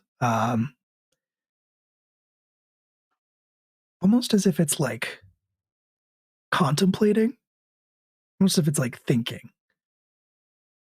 before it suffuses, floats over to Harvey and engulfs him. And Harvey, you feel your body surge with the power of the Red Holiday Ranger as the power chooses you. Best boy. Strange feelings. Yeah, that looked weird. You should go help that kid. And I'm still like messing with the buttons, trying to get him to come out of the tube. You're just like this with this. Why are these working? Do I need to kickflip it? Like, that looked fucking weird. Harvey, I am Let going the to old say man that because out of you the are, tube. I am going to say that because you are newly filled with this holiday magic, you can morph. You don't need to worry about tapping the grid. It's just all around you. Cool. And now that I have all this Santa magic and a CGI budget, This is what we were saving it for. Morph into a similarly proportioned werewolf creature. There's red and armored, love it. like a Power Ranger. So cool. Yes. Cool. Who, Perfect. charges out to fight the thing, the mall Santa. It pretty much looks like it's on its last leg, so you kind of like dash out, moving supernaturally fast past everybody who is like gearing up to attack, past Kayam, past Kirby and Casper, who are like kind of trying not to get hit by this thing's flailing movements. And do you want to roll with red? Never been a more fitting time. 9. 9. Perfect. I'm going to say 9 is plenty good enough. This thing is barely standing as it is. So how do you take it down? What does that look like? And keep in mind that you now have the cleansing magic of the Red Holiday Ranger at your disposal.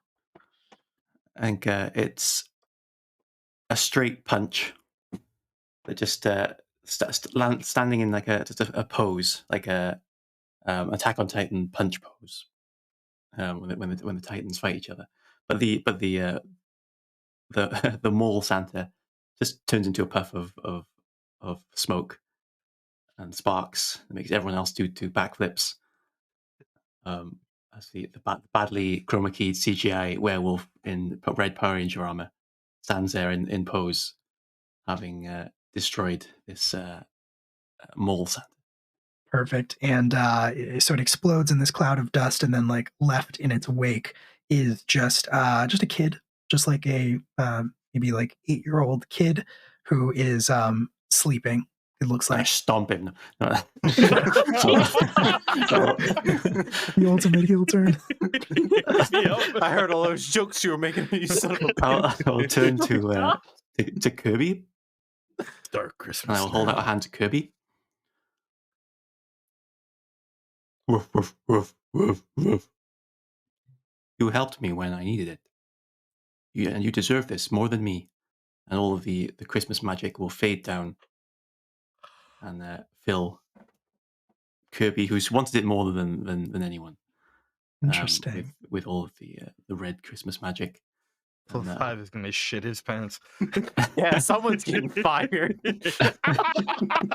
And Harvey will just become a good boy again and giving the victory to someone who needs it more. Same as he did with I remember is that guy's name, Avery. Yeah. Those brackets.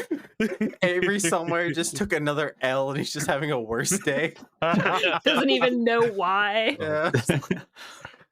Like, I feel amazing. like I lost again. You just stepped in dog shit. his flight back to Australia get canceled. He has to stay here another year. Yeah, he's staying another day. Because of the snow. Kirby, you feel the red holiday magic, the red holiday ranger magic fill your body, and you feel it sort of suffusing you in every aspect of your being, as it apparently agrees with Harvey, and you become the red holiday ranger. Back in the warehouse, as you all are like attending to this child, Katie, you find the controls that you were looking for, and you like release the catch in the machine as the blue glowing liquid drains out and the glass slides down. And you like catch Chris's large frame as he like falls forward. Oh God. Yeah, it's not easy, but you're kind of able to like top support him, and as you say his name, he like blinks his eyes. He says, "What happened?" They were bleeding you dry, buddy. What do you remember? I remember fighting a creature that terrible teeth and claws, and the next thing I know, it was you were releasing me. You caught me. They had you in a tube, Chris. Chris, I think they took all of your ranger powers. He like looks down at his hands and says, "You did. I don't feel it anymore."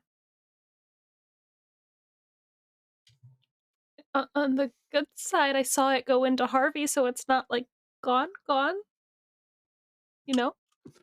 He looks a little too stunned to speak, but he nods and he starts walking out to where the others are. And the rest of you, I'll help sorry. him. Yeah.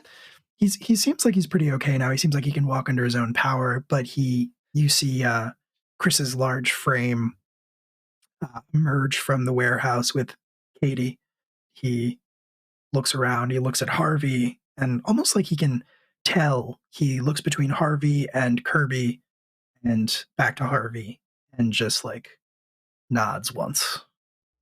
Harvey will bound over and start leaping up to try and lick Chris on Chris's face. Oh, good boy, good boy, good boy. Father. I missed you Father. too. Hello. You all saved me. Of course, you are one of us, man. We would never leave you in harm's way. This is the spirit of the season. I know that. What would winter be without Santa? I know So that. true. But it would appear that I am no longer one of you. At least no longer a holiday guardian. That power is passed to another. What if? Hear me out. What if I try my hardest to give it back to him? I'm just saying. Well, there's the Christmas question. miracles happen. So... Almost as if he was. Sorry, go ahead. The green energy, like you got two things going on in you. Yeah. Gotta expunge something. Yeah, Almost what if as I if he can. place my... Almost as if he can read your mind. He like holds up a hand and says, "No, Kirby, it's with you now, and I'm happy with that choice. In truth, I was growing weary of the fight, constantly being at battle, and I think it sounds nice. I think I'd like to just be Santa Claus again. After all, I'm not without a few tricks." And he like taps the side of his nose, and things kind of swirl around you and the child on the ground, and you're back in your base, where a very elated Mrs. K like gives a cry of surprise and happiness as she like runs over and leaps into his arms. And he like spins her around, puts one arm around her. You can rub this in Alpha 5's face so hard. No, I'm standing there. Whatever. I'm looking at them, just like, "Hey, bestie, how's it going? How was your afternoon?" I can see this is going to be a problem. It's fine. I'll give you 2 weeks.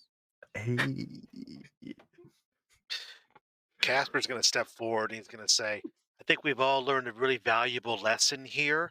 And he's going to turn and break the fourth wall and say, and you at home should remember the spirit of the holiday this season. Learn as we did to give rather than receive, to be humble rather than to brag, and to love rather than to hate. Don't be a mall Santa. Be a Santa. Can I get in on this? Is that okay? Yeah. Would you mind? Yeah. And as I'm standing there, the sound of the like energy dispersing, and Chaim kind of walks up next to Casper and like puts his arm around him. oh, and for goes, sure. Yeah. Yes, it doesn't matter what holiday you celebrate this season. Always remember that the most important thing is to love your fellow folk, and that it is always better to help them than yourself. Sponsored by Choke. Try new Choke. Try new Diet Choke. We've had a lot of the- fun here The today. two of us but- stand there looking like Doofy, Bing Crosby and Danny Kaye standing there. It just fades out. There's a fireplace in the No. background. I also walk over and I'm like in between them two and like, remember, kids, even people in upper management can lose their jobs very quickly. And the very last thing, yes, sorry, Kate, did you want to do something? I was gonna say no. Katie refuses to be a part of this. That makes sense. She's like, oh, Katie's reaction looking shot. on and they're like, why are they talking to Right. the Her wall? Yeah, it shows her. Yeah, we're literally talking to the wall of the command center. She's like, I hate when they do this. They do it every time. I hate this. It's like a weekly thing. I don't get it. The very last thing that happens is you're standing there, you're delivering your final messages to the wall of the base. When suddenly there is a swirl of green energy that appears, standing behind you, like right by the command console, and you all take notice and you turn to it as it starts to materialize into a form, and as it coalesces, the new Green Holiday Ranger says, "What the fuck am I doing here?" And it's Avery. Avery, buddy, It's fucking incredible. you're in it now. Oh my god. And on that note, Awesome. Bring it in. I think we will conclude Seasons Beatings, a holiday spirit guardians story. Woo! Hope everybody Love had to see fun. That was awesome. So much. That Great was stuff. absolutely incredible. Great So stuff, much. everybody. Yep. Had a blast. You all were great. It was a fun, very fun session. I would just want to thank everybody for hanging out and sticking with us, and all of that good stuff. We really appreciate it. It means the world to us. We're probably going to go ahead and call it a night. A lot of us have been doing a lot of things. I'm losing my voice apparently, but before we do that, we'll go around one more time, say where people can find us, and all of that good stuff. So I'll just say that, hi, I'm still Will. This is a system that I made. It's going to be going through a lot more work, obviously, but this was very cool to see it in action. Follow me there. I do a lot of other stuff on the channel. Follow the channel. And that's going to be it for me. Jack. Hi, I was Jack. I've been Jack. Find me on Twitter at JAK_true. That's JAK_true, all lowercase. And you could. I'm currently part of a really good podcast, fairly new, Battle of the Seven Dice, Escaping Carcosa, offline. Go listen if you want to hear more of me, or also bring me onto your shows. Hire me for your projects. I will do them. I will make dog noises or monkey noises or whatever animal sounds you can do. I got a good elephant. But yeah, Yes? can you tell it's 4 a.m.? Can you tell? I'm a shit, I didn't little know. upset. You said I can do a good elephant, and you didn't give us the elephant. Yeah, we got no elephant. I want to hear. Get it. It's 4 a.m. You don't have to do the There elephant. it is. Was pretty solid. Incredible. Was pretty I solid. like it. Yeah. That was You amazing. can have that elephant on your podcast. That's can. true. Perfect. I hope my my neighbors don't mind. I think an elephant in the apartment building. I know. Crazy. Johnny. Hello, I'm Johnny. You can follow me at It's Macho Madness up here on Twitter and on Twitch. I stream games every Saturday. I am on another Twitch channel, Gamerzilla Kong. We are currently running a Eberron setting, mystery solving D&D campaign. It's very fun. I like it a lot. I get to be me. I get to be other characters. I get to be a man with a Louisiana accent. It's pretty nice.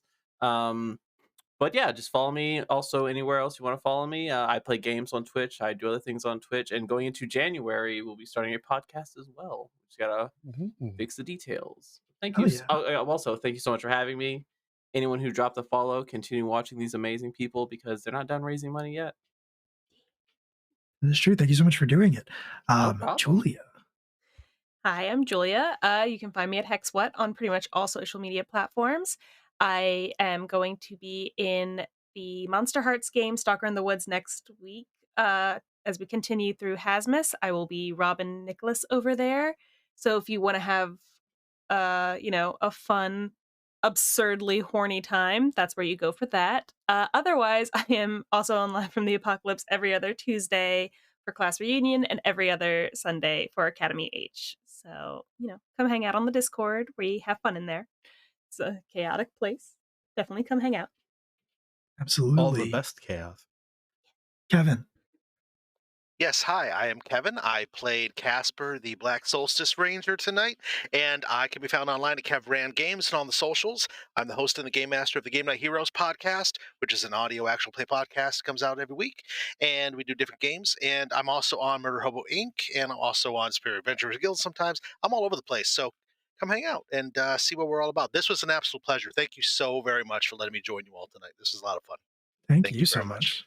Lion, close us out. That's me. Hi, I'm Lion. I'm the creative director for Tales from the Table Studios. I'm just tired. For Tales from the Table Studios.